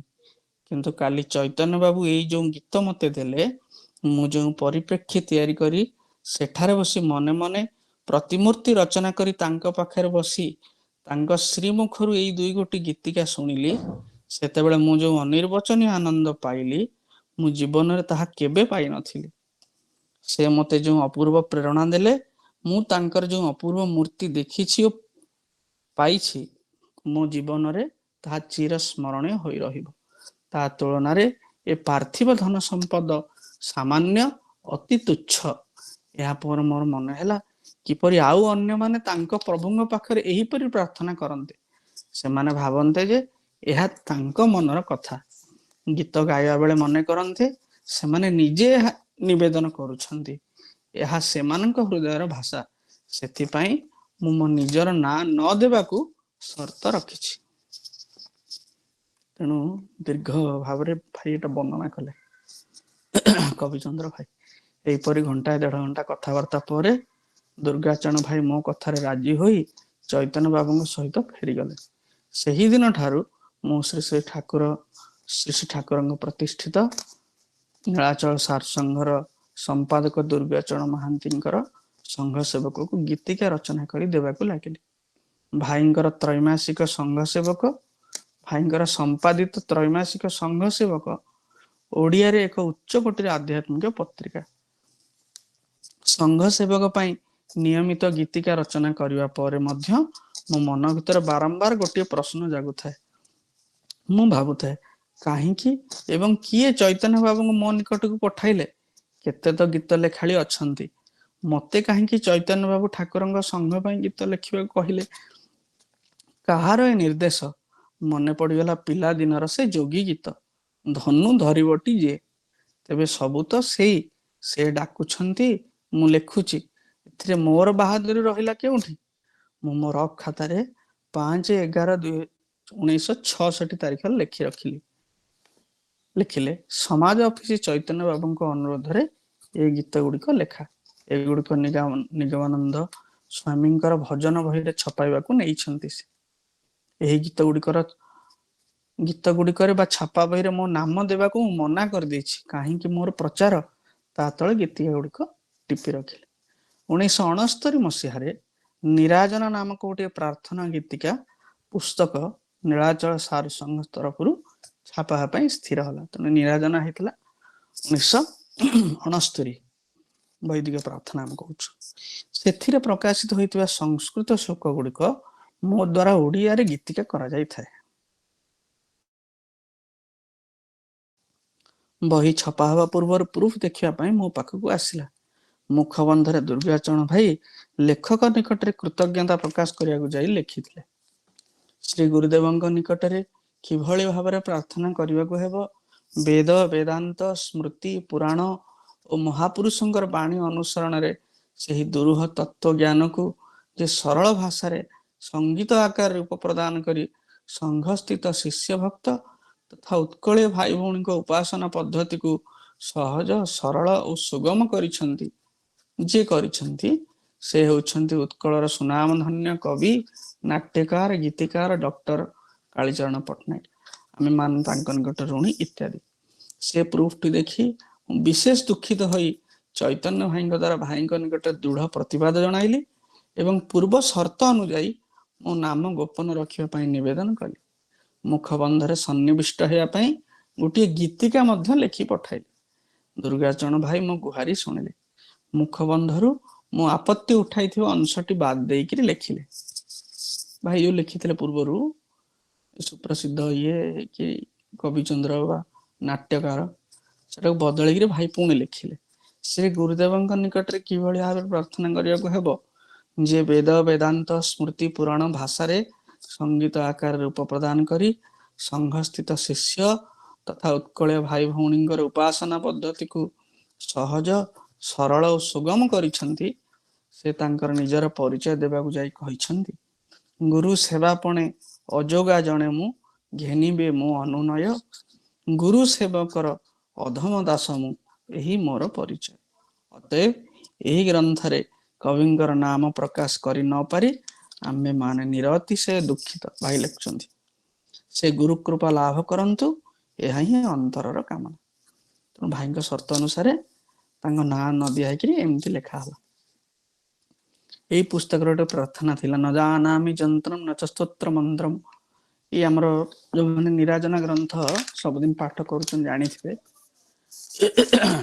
ସଂସ୍କୃତ ଶୋକକୁ ଓଡିଆ କରାହେଇଛି, ଯନ୍ତ୍ର ମନ୍ତ୍ର ତନ୍ତ୍ର ନ ଜାଣେ ମୁଁ ଯେ ଚରଣ ଦାସ। ଅତି ସୁନ୍ଦର ଲେଖା। ଭାଇ ମା ମାନେ ସବୁଦିନ ଏଇଟା ଆବୃତ୍ତି କରିପାରିବେ। ସେଇ ଗୀତଟା ତାର ଓଡିଆ ଅନୁବାଦ ଦିଆହେଇଛି। ଏହାପରେ ନୀଳାଚଳ ସାର ସଂଘ ତରଫରୁ 3 ଖଣ୍ଡ ବହି ପ୍ରଣତି ଶତକ ନାମରେ ପ୍ରକାଶ ପାଇଛି। ଭାଇଙ୍କର ଜୀବଦଶା କାଳରେ 3ଟା ବହି ହେଇଥିଲା। ଗୁରୁଦାସ ଭାଇ ନିଜେ କରିଥିଲେ 3ଟା ବହି, ତାର ଯୋଉ ଡିଭିଜନ ସେଥିରେ ନାମ ରହିଛି ଗୁରୁଦାସ। ବହି ଉପରେ ଲେଖକଙ୍କ ନାମ ଦେବାକୁ ଭାଇମାନେ ଭାରି ଜିଦ୍ ଲଗାଇଲେ। ପରିଶେଷରେ ଲେଖକଙ୍କର ନାମ ମୁଁ ଲେଖିଲି ଗୁରୁଦାସ। ତଥାପି କାହିଁକି କେଜାଣି ସତ୍ୟପ୍ରିୟ ଭାଇ ଠାଏ ଠାଏ ଭକ୍ତ ସମ୍ମିଳନୀରେ ଓ ଅନ୍ୟତ୍ର ବକ୍ତୃତା ଦେଉ ଦେଉ ଜାଣିକରି ହଉ ବା ଅଜାଣତରେ ହଉ ଗୀତ ଲେଖା ସମ୍ବନ୍ଧରେ କହୁ କହୁ ମତେ ଚିହ୍ନା ପକାଇ ଦିଅନ୍ତି। ମତେ ଦୁଃଖ ଲାଗେ। ଜଣେ ଡାକନ୍ତି, ମୁଁ ଲେଖିଛି, ଏଥିରେ ମୋର ବାହାଦୁରୀଟା କେଉଁଠି ରହିଲା? ତେଣୁ ମୋ ନାଁ ଗାଁ ଲେଖି ବୁକୁ ଫୁଲାଇବି ଭଲା କାହିଁକି? ସଂଘ ଲାଗି ଲେଖା ଲେଖିବା ବେଳେ ତ ମୋର ମନ ଚୈତନ୍ୟ ଯେ ଲେଖାନ୍ତି ତାଙ୍କ ପାଖେ ଥାଏ। ସେତିକି ତ ମୋର ପରମ ସୌଭାଗ୍ୟ। ସେ ଲେଖା ଗୀତର ସର୍ବସ୍ୱତ୍ୱ, ତେଣୁ ସେଇ ଠାକୁରଙ୍କ ଶ୍ରୀଚରଣରେ ଉତ୍ସର୍ଗ କରିଦେଇଛି। ମତେ ଗୁରୁଦାସ ହେବାର ସୌଭାଗ୍ୟ ଦିଅନ୍ତୁ ସେ। ଆଉ ଟିକେ ଅଛି ତାଙ୍କର, ପରବର୍ତ୍ତୀ ସମୟରେ ପଢିବା। ଜୟ।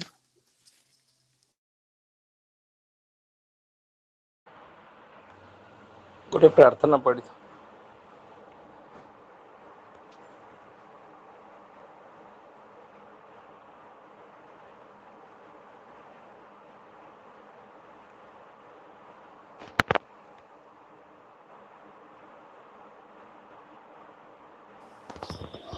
ଏଇ ଆର୍ଟିକଲରେ ଶେଷକୁ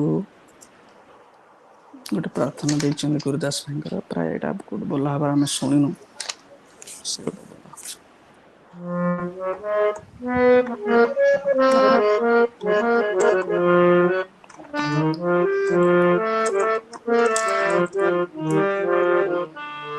ମୋର ପ୍ରଣତି ଘେନ ଗୋସାଇଁ ହେ, শত পরাধে অপরাধী দিন জনায়ে মথা নুয়াই হে, মোর প্রণতি ঘেন গোসাই হে, চঞ্চল এ মতি দিবা দিবা রাতি নানা ভাবনা পীড়ই ঘড়িয়ে হেলে তো জানিবারে মোর কেবে হে স্থির নুহই তব নাম জপ পাই তব নাম জপ পাই নাহি রে মোর প্রণতি ঘেন গোসাই ধিয়া বদଳରେ নিয়াটি কেবଳ জীবনে শিখিছি মুই ধন জন মান ছাড়ত এ মান କିଛି ହେଲେ ମାଗୁ ନାହିଁ ଏତ ଦି ଦିନର ଧନ ପାଇ ହେ ମୋର ପ୍ରଣତି ଘେନ ଗୋସାଇ ଆସବ ସମନ আসনরে মোর মাগুনি মাতর ଏହି চরণ সেবারে অধিকার দিয় চরণ সেবারে দিয় অধিকার থিবি গুরু দাস হই হে জীব যাউ তব নাম গাই হে মোর প্রণতি ঘেন গোসাই হে শত অপরাধে অপরাধী বিন চার জଣାଏ মথা ନୁଆଇଁ ରେ ମୋର ପ୍ରଣତି ଘେନ ଗୋସାଇ ହେ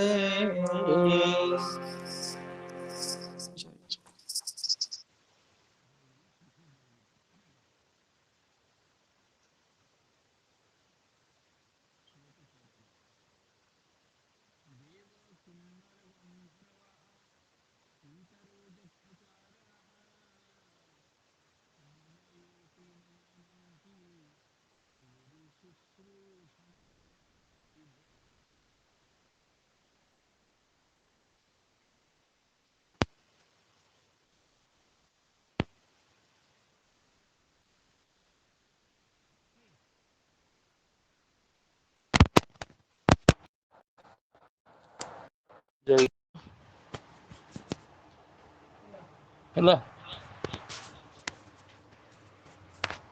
ଅର୍ଥ ଦେବତା ଶ୍ଲୋକ 44 ଦେବ କିନ୍ନର ଗନ୍ଧର୍ବ ପିତରୋ ଯକ୍ଷଚାରଣ ମୁନୟୋପି ନ ଜାନନ୍ତି ଗୁରୁ ଶୁଶ୍ରୂଷଣା ବିଧି ଦେବତା କିନ୍ନର ଗନ୍ଧର୍ବ ଓ ପିତୃଗଣ ତଥା ଯକ୍ଷ ଚାରଣ ଓ ମୁନିଗଣ ଶ୍ରୀ ଗୁରୁଦେବଙ୍କର ସେବା ଶୁଶ୍ରୂଷା କିପରି ଭାବରେ କିଭଳି ପ୍ରଣାଳୀରେ ଓ କିପରି ନିୟମରେ କରିବାକୁ ହୁଏ ସେ ସମସ୍ତ ଅବଗତ ନୁହନ୍ତି କାରଣ ଯଦି ସେମାନେ ଏହା ସମ୍ୟକ ରୂପରେ ଅବଗତ ଥାନ୍ତେ ତେବେ ସେମାନେ ନିଜ ନିଜ ଅବସ୍ଥାରେ ସନ୍ତୁଷ୍ଟ ନ ରହି ମୁକ୍ତି ଲାଭର ଚେଷ୍ଟା କରୁଥାନ୍ତେ। ଜୟଗୁରୁ।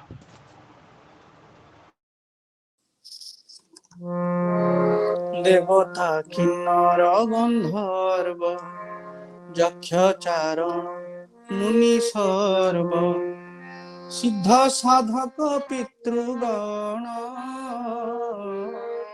ପାଇ ନାହାନ୍ତି ଗୁରୁ ଜ୍ଞାନ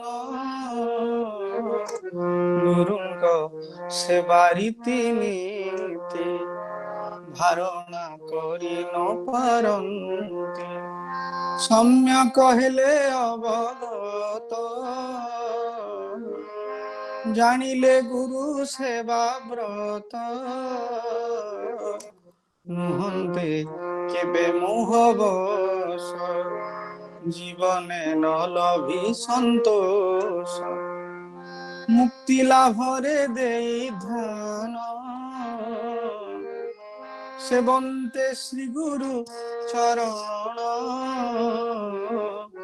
মুক্তি লাভরে দেই ধ্যান, সেবন্তে শ্রী গুরু চরণ।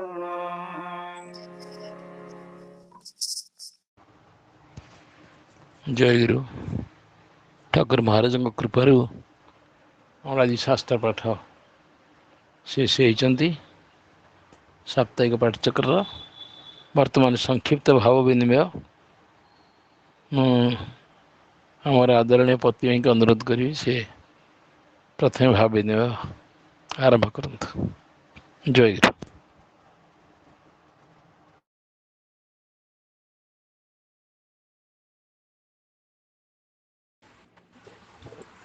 ଜୟଗୁରୁ।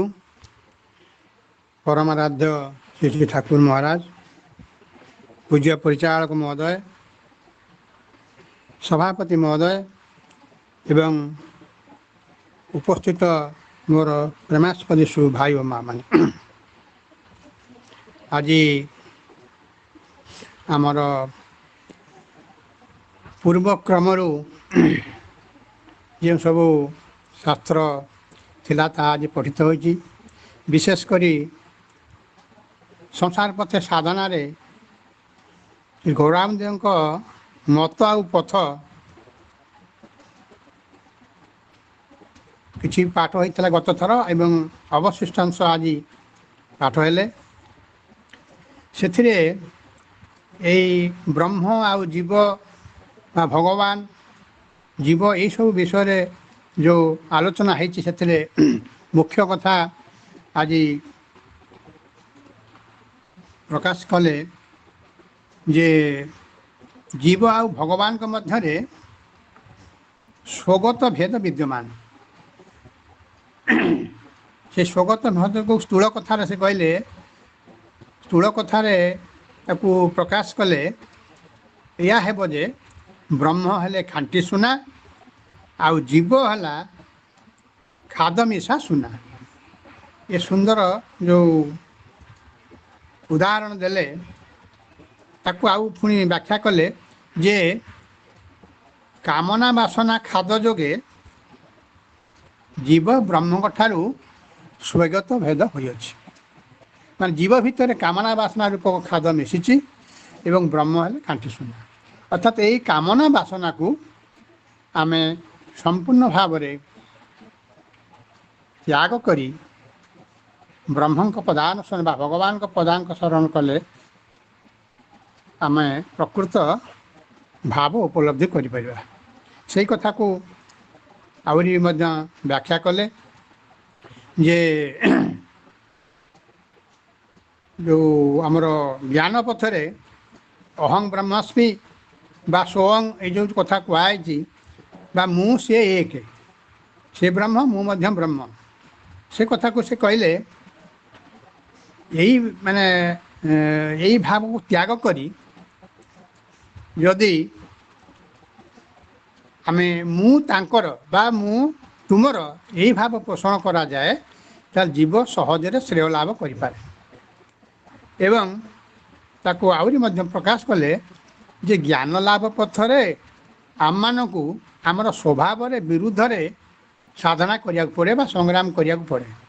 ଆମର ଯେଉଁ ଇନ୍ଦ୍ରିୟ ସଂଯମ, କାମନା ବାସନା ଏସବୁ ଯେଉଁ ଗୁଡ଼ିକ, ତା ବିରୁଦ୍ଧରେ ଜ୍ଞାନ ଚର୍ଚ୍ଚା କରି ଆମକୁ ସାଧନା କରିବାକୁ ପଡ଼େ। କିନ୍ତୁ ଭକ୍ତି ପଥରେ ସେମିତି କରିବାକୁ ପଡ଼େ ନାହିଁ। ତା ଅତି ସହଜ ହୋଇଯାଏ। ତାଙ୍କୁ ଭଲ ପାଇ ସ୍ୱଭାବରେ ତାଙ୍କୁ ଉପାସନା କଲେ ଚିତ୍ତ ଆପଣା ମନକୁ ଦେହ ବସ୍ତ୍ରରେ ଲୀନ ହୁଏ।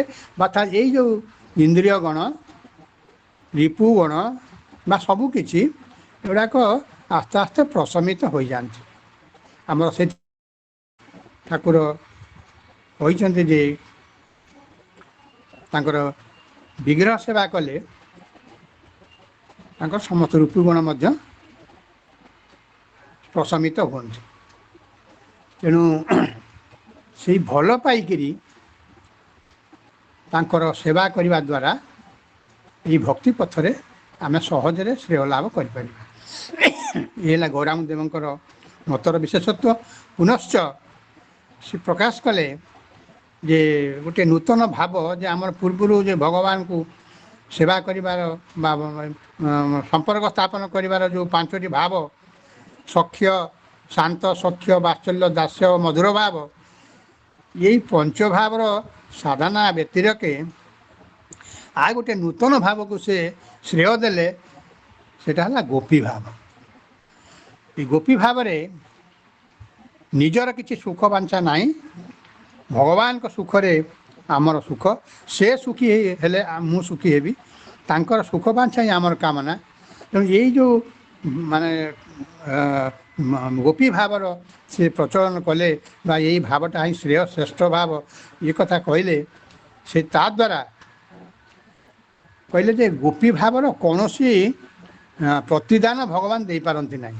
ଅନ୍ୟ ସମସ୍ତ ଦାନର ପ୍ରତିଦାନ ଦେଇପାରନ୍ତି, କିନ୍ତୁ ଗୋପୀ ଭାବର କିଛି, କାରଣ ନିଜର କିଛି ଆତ୍ମ କାମନା କିଛି ନାହିଁ, କେବଳ ଭଗବାନଙ୍କ ପ୍ରୀତି ନିମିତ୍ତ ଆମେ ଗୋପୀ ଭାବର ସାଧନା କରୁଛେ। ତାଙ୍କର କେମିତି ସୁଖ ହେବ, ସିଏ କେଉଁଥିରେ ସୁଖୀ ହେବେ, ଏଇ ଗୋଟିକ ହେଲା ତାଙ୍କ। ତେଣୁ ସମ୍ପୂର୍ଣ୍ଣ ଭାବରେ ମୁଁ ତାଙ୍କର, ସେ ମୋତେ ସମସ୍ତ ସେବା ପାଇଁକି ଜନ୍ମ ଦେଇଛନ୍ତି ଏବଂ ସେ ତାଙ୍କରି ସେବା କରିବା ହେଲା ମୋର କାମ୍ୟ, ତାଙ୍କର ସୁଖ ବିଧାନ ହେଲା ମୋର କାମ। ଏଇ ଯେଉଁ ଭାବଟାକୁ ସେ ପ୍ରଚାର କଲେ, ତେଣୁ ସେଇ ଭାବଟାକୁ ଆମର ଠାକୁର ମଧ୍ୟ ଗ୍ରହଣ କଲେ ଯେ ଏଇଟା ହିଁ ସବୁ ତ ପ୍ରକୃତ ଭାବ। ଏଇ ଭାବରେ ଆମେ ଶ୍ରେୟ ଲାଭ କରି ଜୀବନର ସଫଳତା ଲାଭ କରିପାରିବା, ପୂର୍ଣ୍ଣ ଜ୍ଞାନ ଲାଭ କରିବା ବା ପୂର୍ଣ୍ଣାନନ୍ଦରେ ପ୍ରତିଷ୍ଠିତ ହୋଇପାରିବା। ସେବକ ଭାବଟା ହେଲା ଶେଷ ଭାବ। ଜ୍ଞାନ ଲାଭ ପରେ ପ୍ରେମ ଲାଭ, ପ୍ରେମ ଲାଭ, ଏହି ପ୍ରେମ ଲାଭ ଦ୍ୱାରା ହିଁ ସେବା କରାଯାଇପାରେ। ତେଣୁ ତା ପରବର୍ତ୍ତୀ ଅଧ୍ୟାୟରେ ଆମର ଯେଉଁ ଅଷ୍ଟାଦଶ ଭାଗ ତୃତୀୟ ଖଣ୍ଡ ସଂଘ ସେବକ ସୁରେନ୍ଦ୍ର ମୋହନ ଦାସଗୁପ୍ତଙ୍କର ଠାକୁରଙ୍କର ପ୍ରଥମ ଦର୍ଶନର ଅଭିମତ ପ୍ରକାଶ କରାଯାଇଛି। ସେ ଠାକୁରଙ୍କର ଯେଉଁ କମନୀୟ ଅପୂର୍ବ ଲାବଣ୍ୟମୟ ଶୋଭା ଦେଖିକିରି, ରୂପ ଦେଖିକିରି ସେ ବିଭୋର ହୋଇଯାଇଛନ୍ତି, ତାହା ପ୍ରକାଶ କରିଛନ୍ତି।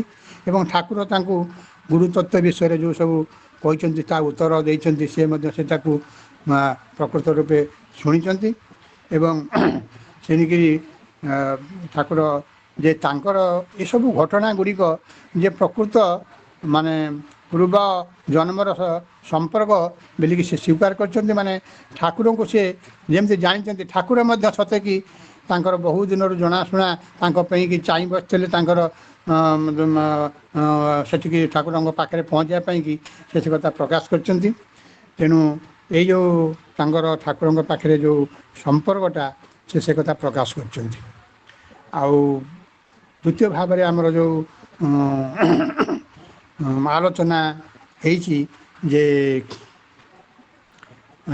ପ୍ରକୃତ ମାନେ ସେ କହିଛନ୍ତି ଯେ ଏକତତ୍ତ୍ୱର ଅଭ୍ୟାସ କରିବା ହିଁ ମାନେ ଆମେ ପ୍ରକୃତ ସାଧନାର ଚରମ ଅବସ୍ଥା। ଅର୍ଥାତ୍ ସର୍ବାବସ୍ଥାରେ ଜାଗ୍ରତ, ସ୍ୱପ୍ନ, ସୁଷୁପ୍ତି ସବୁବେଳେ ଯେତେବେଳେ ତାଙ୍କର ଚିନ୍ତା ମନ ମଧ୍ୟରେ ଆସିବ, ସେତିକିବେଳେ ବୁଝିବାକୁ ପଡ଼ିବ ଯେ ଗୁରୁ କୃପା କରିଛନ୍ତି ଏବଂ ଇଷ୍ଟ ପ୍ରକୃତ ଏଥିରେ ମାନେ କୃପା କରି ମାନେ ଗୁରୁଙ୍କର ସାନ୍ନିଧ୍ୟ ଲାଭ କରିବା ପାଇଁକି ସେ ଆମକୁ ଯୋଗ୍ୟ ଭାବରେ ଅବସ୍ଥାରେ ପହଞ୍ଚାଇଛନ୍ତି। ଆଉ ସେଇଟା ପ୍ରକୃତ ସିଦ୍ଧିର ପରିଚାୟକ। ଆଉ ଠାକୁରଙ୍କର ଯେଉଁ ସତ୍ୟାନନ୍ଦ ସ୍ୱାମୀଙ୍କ ସହିତ ଯେଉଁ କଥୋପକଥନ, ସେଇଟା ମଧ୍ୟ ବହୁତ ପ୍ରେରଣାଦାୟୀ। ବା ଯେ ପ୍ରକୃତ ଜ୍ଞାନ ଯେ କେମିତି ଅବସ୍ଥାରେ ସେ ଜ୍ଞାନ ସାଧନା କରିସାରିଲେ, ସବୁ ତୀର୍ଥ ଦର୍ଶନ କଲେ, ପୁଣି ମନ ଭିତରେ ତାହା ଶାନ୍ତି ଲାଭ କରିପାରିଲା ନାହିଁ। ସେ ପ୍ରକାଶ କଲେ ଯେ ପ୍ରକୃତ ଏଇ ବ୍ରହ୍ମତତ୍ତ୍ୱ କ'ଣ ଜାଣିଲେ ଶେଷ, ଏଇଟା କ'ଣ ପୂର୍ଣ୍ଣ ଜ୍ଞାନ? କାହିଁକିନା ଇଏ ପ୍ରକୃତି ତତ୍ତ୍ୱ, ଜୀବ ତାଙ୍କର ଯେଉଁ ବ୍ରହ୍ମଙ୍କର ବିକାଶ ସୃଷ୍ଟି ତତ୍ତ୍ୱ, ତାକୁ ନ ଜାଣିକିରି କ'ଣ ଏଇଟା ପୂର୍ଣ୍ଣ ଜ୍ଞାନ ହେଇପାରିବ? ଏ କଥାଟାକୁ ସତ୍ୟାନନ୍ଦ ସ୍ୱାମୀ ଭଲ ଭାବରେ ହୃଦୟଙ୍ଗମ କଲେ ଏବଂ ସେଇ ତାଙ୍କର ସେଇ କଥାଟାକୁ ଆହୁରି ପ୍ରଶ୍ନଟାକୁ ପ୍ରକାଶ କରି ତାଙ୍କ ପାଖରେ ଦୁଇ ଜଣଙ୍କର ମତକୁ ସିଦ୍ଧାନ୍ତ କଲେ ଏବଂ ପରବର୍ତ୍ତୀ ଅଧ୍ୟାୟରେ ବୋଧହୁଏ ସେସବୁ କଥା ଆହୁରି ମଧ୍ୟ ଆଲୋଚନା ହେବ। ଆଉ ଆମର ସ୍ମରଣିକାରେ ଯେଉଁ ଭକ୍ତର କି ଭାବ ଠାକୁରଙ୍କ ଭିତରେ ଠାକୁର କେମିତି ତାଙ୍କର କାର୍ଯ୍ୟ କରେଇ ନେଉଛନ୍ତି, ଏଇ ଗୋଟିଏ କଥା ମଧ୍ୟ ଆମେ ଆଜି ଉପଲବ୍ଧି କଲେ ଯେ କାଳୀଚରଣ ପଟ୍ଟନାୟକ ଜଣେ ଓଡ଼ିଶାର ସୁନାମଧନ୍ୟ ନାଟ୍ୟକାର, ଗୀତିକାର, କଳାକାର ସବୁକିଛି, କିନ୍ତୁ ସେ ନିଜେ ହିଁ କହୁଛନ୍ତି ମୁଁ ଏତେ ଗୀତ ରଚନା କରିଛି, ସବୁଥିରେ କରିଛି, କିନ୍ତୁ ଏଇ ଯେଉଁ ଗୀତ ମୁଁ ରଚନା କଲି ଠାକୁରଙ୍କର ଚୈତନ୍ୟ ଭାଇ ଯେଉଁ ବଙ୍ଗଳା ଗୀତ ନେଇଥିଲେ ଏବଂ ସେ ତାକୁ ଅନୁବାଦ କଲେ, କହିଲେ ଏ ଗୀତରେ ମୁଁ ଗୋଟେ ଅପୂର୍ବ ଆନନ୍ଦ ଲାଭ କଲି ଏବଂ ଏଇ ଗୀତ ଲେଖିବାରେ ମୋର କିଛି ପ୍ରାଧାନ୍ୟ ନାହିଁ, ମୋର କିଛି ବିଶେଷତ୍ୱ ନାହିଁ। କିଏ ଜଣେ ସତେ କି ମୋ ପଛରେ ରହି ମୋତେ ସେହି ପ୍ରକାର ପ୍ରେରଣା ଦେଲେ ଯାହାକି ମୁଁ ଏଇ ପ୍ରକାର ଗୀତ ଲେଖିପାରିଲି। ତାମାନେ ଇଏ ପ୍ରତ୍ୟକ୍ଷ ଠାକୁରଙ୍କର କୃପା ତାଙ୍କ ଭିତରେ ପ୍ରବେଶ କରି କେମିତି ତାଙ୍କୁ ପରିଚାଳନା କଲି, ଏହି ସଂଘ ସୃଷ୍ଟି କରିବାର ଏବଂ ଭକ୍ତଙ୍କୁ ଠାକୁରଙ୍କ ଅନୁଗାମୀ କରିବାରେ କେମିତି ସାହାଯ୍ୟ କରିଛି ସେଟା ପ୍ରକାଶ କଲେ। ଆହୁରି ଗୋଟେ କଥା ଯେ ସେ ଯେଉଁ ଗୀତ କହିଲେ ଲେଖିଲେ, କହିଲେ ନାଁ ଦେଲେ ସେ ଲେଖକଙ୍କର ବିଶେଷ କରା ପ୍ରାଧାନ୍ୟ ବଢ଼ିଯିବ, କିନ୍ତୁ ପ୍ରତ୍ୟେକ ଅନୁଭବ କରିବା ଦରକାର ଯେ ସେ ନିଜେ ଏଇ ଭାବରେ ପ୍ରତିଷ୍ଠିତ ହୋଇ ଠାକୁରଙ୍କର ଭାବକୁ ପ୍ରତିପାଦନ କରୁଛନ୍ତି। ତେଣୁ ଏଇ ଗୋଟେ ବଡ଼ କଥା। ଆଉ ଏଇ ବିଷୟରେ ଭାଇ କେମିତି ପ୍ରକୃତରେ ଏଇ ଜିନିଷକୁ ପରିକଳ୍ପନା କରି ମାନେ ଏଇସବୁ ସଂଗଠିତ କରିଛନ୍ତି, ସେଥିପାଇଁ କି ମଧ୍ୟ ଆମର ଭାଇଙ୍କ ପାଖରେ ଅଶେଷ ଅଶେଷ କୃତଜ୍ଞତା। ଆଉ ସେଇ ତାଙ୍କର ଯେଉଁ ନିଜସ୍ୱ ଭାବକୁ ସେ ଯେତେ ବଡ଼ ଇଏ ହେଇକରି ମଧ୍ୟ ତା ଅହଙ୍କ ତ୍ୟାଗ କରି ଠାକୁରଙ୍କ ପାଦେ କେମିତି ସମର୍ପଣ କରିଛନ୍ତି, ଏଇଭଳି ଭାବରେ ଆମେ ମଧ୍ୟ ଏଗୁଡ଼ିକ ଶିଖିବାର କଥା। ଆମର ନିଜସ୍ୱ ଭାବକୁ ତ୍ୟାଗ କରି ପ୍ରକୃତ ଠାକୁରଙ୍କ ପଦରେ ଆମେ ସର୍ବସ୍ୱ ସମର୍ପଣ ତାଙ୍କର କାର୍ଯ୍ୟ କରିବା ପାଇଁକି ଠାକୁରଙ୍କ ପାଖରେ ପ୍ରାର୍ଥନା କରିବା ଦରକାର। ତେଣୁ ଆଜି ମୁଁ ଏତିକି ମୋ ଭାବ ବିନିମୟରେ ପ୍ରକାଶ କଲି। ତେଣୁ ସମସ୍ତ ଦୋଷ ତ୍ରୁଟି ପାଇଁ ଠାକୁରଙ୍କ ପାଖରେ ପରିଚାଳକତା ଭକ୍ତମାନଙ୍କ ପାଖରେ କ୍ଷମାଭିକ୍ଷା କରୁଛି। ଜୟଗୁରୁ, ଜୟଗୁରୁ, ଜୟଗୁରୁ। ଅକ୍ରୁର ଭାଇ ଟିକେ କହୁନାହାନ୍ତି ଟିକେ ସଂକ୍ଷେପରେ।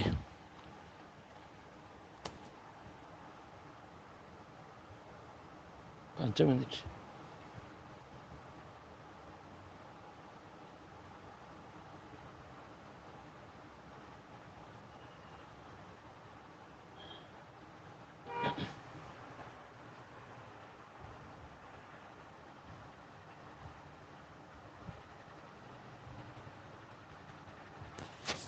ଅକ୍ରୁର ନାହାନ୍ତି ବୋଧେ।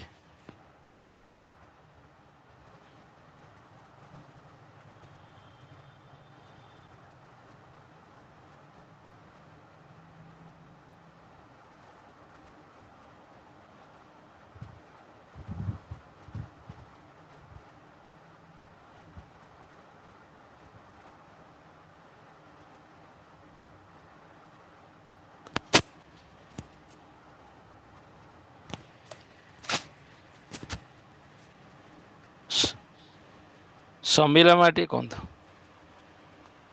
ଟିକେ କମ୍ ସମୟରେ।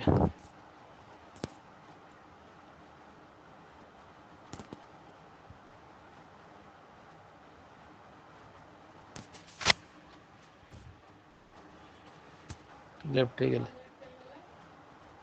ହାତ ବୋଧେ ବାଜିଗଲା ଅନ୍ୟ ଜାଗାରେ।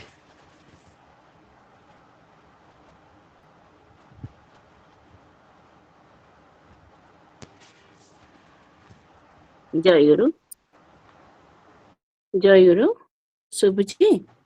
ଆଜ୍ଞା ଆଜ୍ଞା ଶୁଭୁଛି। ପରମାରାଧ୍ୟ ତମ ଶ୍ରୀ ଶ୍ରୀ ଠାକୁର ମହାରାଜ, ପରମ ପୂଜନୀୟ ପରିଚାଳକ ମହୋଦୟ ଏବଂ ଉପସ୍ଥିତ ସମସ୍ତ ଭାଇ ଓ ମା ମାନଙ୍କୁ ମୋର ଜୟଗୁରୁ ପ୍ରଣାମ।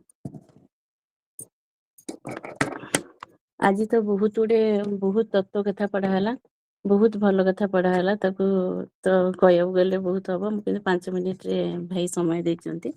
ପ୍ରଥମେ ଆମ ଉପଦେଶରେ ପଢା ହେଲା ଏବେ ଘୋର କଳିକାଳ ଉପସ୍ଥିତ, ଏହି କଳିକାଳରେ ଆମ ଯୋଗ ଜାଗ ସାଧନା କରିବାକୁ ସମ୍ଭବ ନୁହେଁ। ଠାକୁର କହିଲେ ତମେ ଏଇ କଳିକାଳରେ ମୁଁ ଚାହେଁ ତମମାନଙ୍କର ଉନ୍ନତି, ଶିଷ୍ୟମାନଙ୍କ ଉନ୍ନତି ମୋର ଲକ୍ଷ୍ୟ। ମୁଁ ଚାହେଁ ତମେମାନେ ଉନ୍ନତ ହୁଅ, ତମେ ସିଦ୍ଧ ହୁଅ, କିନ୍ତୁ ଏଇ କଳିକାଳରେ ଯୋଗ ଜାଗାଦି କରିବା ତୁମ ପକ୍ଷରେ ସମ୍ଭବ ନୁହେଁ। ଏଇଥିପାଇଁ ସହଜ ସରଳ ସାଧନା ସେ କହିଲେ ଯେ ଚିତ୍ତ ଶୁଦ୍ଧି। ପ୍ରଥମେ ଆମକୁ ଚିତ୍ତ ଶୁଦ୍ଧି କରିବାକୁ ପଡିବ। ସେଇ ଚିତ୍ତ ଶୁଦ୍ଧି ଯୋଉ ସରଳ ସାଧନା ଦେଇଛନ୍ତି, ଏଇ କଳି କାଳରେ ଯଦି ଆମେ ଚିତ୍ତ ଶୁଦ୍ଧି କରିପାରିବା ତାହେଲେ ଆମର ବିବେକ ବୈରାଗ୍ୟ ଆପଣା ମନକୁ ଜାଗି ଉଠିବ। ତାପରେ ଆମେ ତାଙ୍କ ଅନୁସାରେ ତାଙ୍କର ସେ ଯୋଉ ପଥ ଦେଖେଇଛନ୍ତି ସେଇ ପଥରେ ଆମେ ଯାଇପାରିବା, କି ଆମେ ଶିଷ୍ୟମାନଙ୍କର ଯୋଉ ଉନ୍ନତି ତାଙ୍କର ଲକ୍ଷ୍ୟ ଥିଲା ଆମେ ଉନ୍ନତି କରିପାରିବା। ତାପରେ ତ ସଂସାର ପଥେ ସର୍ଟକଟରେ କହୁଛି, ସଂସାର ପଥେ ସାଧାରଣତଃ ଶ୍ରୀମାନ ମହାପ୍ରଭୁ ଗୌରାଙ୍ଗ ଦେବଙ୍କର ମତ ପଥ, ସେଟା ବହୁତ ପ୍ରାଞ୍ଜଳ ଭାବରେ ଭାଇ ବୁଝେଇଲେ। 18 ବର୍ଷ ମହାପ୍ରଭୁଙ୍କର ଶେଷ 18 ବର୍ଷର କଥା। ପ୍ରଥମ 6 ବର୍ଷରେ ସେ ଯିବେ ଦୟା ନାମେ ରୁଚି ପ୍ରଚାର କରିଥିଲେ। ସେଥିପାଇଁ ସେ ତାଙ୍କ ଶିଷ୍ୟମାନଙ୍କୁ ସବୁଆଡେ ତ ପଠେଇଥିଲେ। ରୂପ ସନାତନକୁ ବୃନ୍ଦାବନ ଯାଇ ସେ ଭକ୍ତି ଧର୍ମ ପ୍ରଚାର କରିଥିଲେ। ତାପରେ ସିଏ ଯୋଉ ଆଉ 6 ବର୍ଷ ରହିଲା ଗୋଟେ ଅନ୍ତରଙ୍ଗ ସାଧନା କରିଥିଲେ। ଆଉ ତାପର ଶେଷ 6 ବର୍ଷ ଯୋଉ 12 ବର୍ଷରୁ ଆଉ 6 ବର୍ଷ ଗମ୍ଭୀରା ଭିତରେ ଅବସ୍ଥାନ କରି ଅନ୍ତରଙ୍ଗ ଭକ୍ତ ମାନଙ୍କ ସହିତ ପ୍ରେମର ଆସ୍ୱାଦନ କଲେ। ଯୋଉ ସାଧନା କଲେ ତାକୁ ଆସ୍ୱାଦନ କରିବା ପାଇଁ ସେ ଗମ୍ଭୀରା ଭିତରେ କେତେ ଜଣ ଶିଷ୍ୟମାନଙ୍କ ସହିତ କରିଥିଲେ। ତାପରେ ସେତେବେଳେ ସେ କୁହାହେଲା ଯେ ଏବେ ଭାରତ ବର୍ଷ ପୌଢ଼ ଅବସ୍ଥାରେ ଅଛି। ପ୍ରାଞ୍ଜଳ ଭାବରେ ବୁଝା ହେଇଛି ଯେ କୋଉ ଅବସ୍ଥାରେ ଯୌବନରେ ଥିଲେ, କି ଶିଶୁ କେତେବେଳେ ଥିଲେ, ସତ୍ୟ ଯୁଗରେ କୈଶୋରରେ ଥିଲେ କୃଷ୍ଣଙ୍କ ସମୟରେ, ତାପରେ ଯୌବନରେ ହେଲେ ବୃଦ୍ଧ ପୌଢ଼। ଏବେ ଭାରତ ବର୍ଷ ଯେହେତୁ ପୌଢ଼ର ଅବସ୍ଥାରେ ଅଛି, ସେ ଭାରତ ଏବେ ସେଥିପାଇଁ ଧର୍ମଗୁରୁ ଭାବରେ ପ୍ରତିଷ୍ଠିତ ହେବ। ଆଉ ଭାରତ ଜ୍ଞାନ ପ୍ରେମ ତାର ନିତ୍ୟ ସିଦ୍ଧ ସମ୍ପଦ। କେବଳ ସାଧନା ଦ୍ୱାରା ଆମେ ଯଦି ଚିତ୍ତ ଶୁଦ୍ଧି କରିପାରିବା, ଚିତ୍ତକୁ ସ୍ଥିର କରିପାରିବ, ତାହେଲେ ଭାରତ ଧର୍ମଗୁରୁ ହେଇପାରିବ। ତାପରେ ତ ଭାଇ କହିଲେ ବ୍ରହ୍ମ କେମିତି ଖାଣ୍ଟି ସୁନା ଆଉ ଜୀବ କେମିତି ଖାଦ ମିଶା ସୁନା, ତାକୁ ତ ମୁଁ ଆଉ କହୁନି। ତାପରେ ଗୋପୀ ଭାବ ବିଷୟରେ ବି ତ ଭାଇ ପ୍ରାଞ୍ଜଳ ଭାଇ ବୁଝେଇ ଦେଇଛନ୍ତି ଯେ ଗୋପୀ ଭାବ ହେଲା ସେ ସୁଖୀ ହେଲେ ମୁଁ ସୁଖୀ ହେବି। ସେଥିରେ ଗୋପୀ ମାନଙ୍କର କେବେ ସୁଖ ବାଞ୍ଛନା ନଥାଏ। ଗୋପୀ ଦାନର କିଛି ପ୍ରତିଦାନ ନଥାଏ, ସେଥିପାଇଁ ନିଜ ଭଗବାନ ତାଙ୍କୁ ହିଁ ଦାନ କରିଦିଅନ୍ତି। ସେଇଟା ହେଲା ଭକ୍ତି ସାଧନା। ସେଥିପାଇଁ ଭକ୍ତି ହିଁ ଶ୍ରେଷ୍ଠ ସାଧନା। ଶ୍ରୀମାନ ମହାପ୍ରଭୁ ତାଙ୍କର ମତ ପଥ ହଉଛି ଭକ୍ତି ପଥ। ତାପରେ ସଙ୍ଗ ସେବାରେ କହିଲେ ମହାପୁରୁଷ ପ୍ରସଙ୍ଗରେ ସଦ୍ଗୁରୁ ହେଲେ ନିତ୍ୟ ସତ୍ୟ ଶାଶ୍ୱତ। ଯେତେବେଳେ ବ୍ରହ୍ମ ନିଜକୁ ନିର୍ଗୁଣ ନିରାକାର ହେଇକି ଥିଲେ, ସେ ଯେତେବେଳେ ନିଜକୁ ଲୀଳାୟିତ କରିବାକୁ, ନିଜକୁ ଆସ୍ୱାଦନ କରିବାକୁ, ବୋହୂ ହେବାକୁ ଇଚ୍ଛା କଲେ, ସେତେବେଳେ ଜୀବ ଜଗତ ବୋହୂ ହେଲେ ନିଜକୁ ଆସ୍ୱାଦନ କରିକି ତଳକୁ ଖସିଲେ ଉପରୁ। ଜୀବ ହେଲେ ଜୀବରୁ ପୁଣି ଉପରକୁ ଉଠିବା ଅସମ୍ଭବ, ଉପରକୁ ଉଠିବା। ସେଥିପାଇଁ ସେ ନିଜକୁ ପ୍ରଥମେ ଗୁରୁ ଭାବରେ ଅଲଗା ରଖିଦେଲେ। ଅଲଗା ରଖିଦେଇ ଜୀବ ଜଗତକୁ ସୃଷ୍ଟି କଲେ। ସେ ଯାହାକୁ ଯୋଉ ଅଲଗା ରଖିଦେଲେ ସେ ହେଲେ ସଦ୍ଗୁରୁ। ପ୍ରଥମେ ପୃଥକ ଭାବରେ ତାଙ୍କୁ ରଖିଦେଲେ, ତାପରେ ସୃଷ୍ଟି କଲେ ଜୀବ ଜଗତ। ସେଇ ପୃଥକ ସତ୍ତା ହଉଛନ୍ତି ଜଗତ ଗୁରୁ। ସିଏ ଗୋଟେ ମନ୍ତ୍ରପୁତ ଜଳ। ସେଇ ଜଳକୁ ଯିଏ ବହନ କରି ଆଣି ଜୀବ ଜଗତରେ ତାକୁ ବିତରଣ କରନ୍ତି, ସିଞ୍ଚନ କରନ୍ତି, ପୁଣି ଜୀବ ଜଗତକୁ ସ୍ୱରୂପକୁ ନେଇଯାଆନ୍ତି, ସିଏ ହେଲେ ସଦ୍ଗୁରୁ। ତାଙ୍କ ଭିତରେ ସେଇ ଜଗତ ଗୁରୁଙ୍କ ଇଚ୍ଛାଟା ଲୀଳାୟିତ ହୁଏ। ଜଗତ ଗୁରୁଙ୍କ ଇଚ୍ଛା କଣ? ଜୀବକୁ ଉଦ୍ଧାର କରିବା, ପୁଣି ଯାଇକି ସେଇ ବ୍ରହ୍ମରେ ପହଞ୍ଚେଇବା। କିନ୍ତୁ ତାଙ୍କୁ ପହଞ୍ଚେଇବା ପାଇଁ ସଦ୍ଗୁରୁ ଦରକାର, ସେ ସେଇ ଜଗତ ଗୁରୁଙ୍କ ପାଖକୁ ନେଇଯିବେ। ଆଉ ସେ କେମିତି ନେବେ, ସେ ସାଧନ ପଦ୍ଧତି ସିଏ ବତେଇ ଦିଅନ୍ତି। ସଦ୍ଗୁରୁ ହିଁ ଜୀବ ଉଦ୍ଧାର କରନ୍ତି। ଯିଏ ତାଙ୍କର ଶରଣ ଗ୍ରହଣ କରନ୍ତି ସେ ତାଙ୍କୁ ଉଦ୍ଧାର କରନ୍ତି।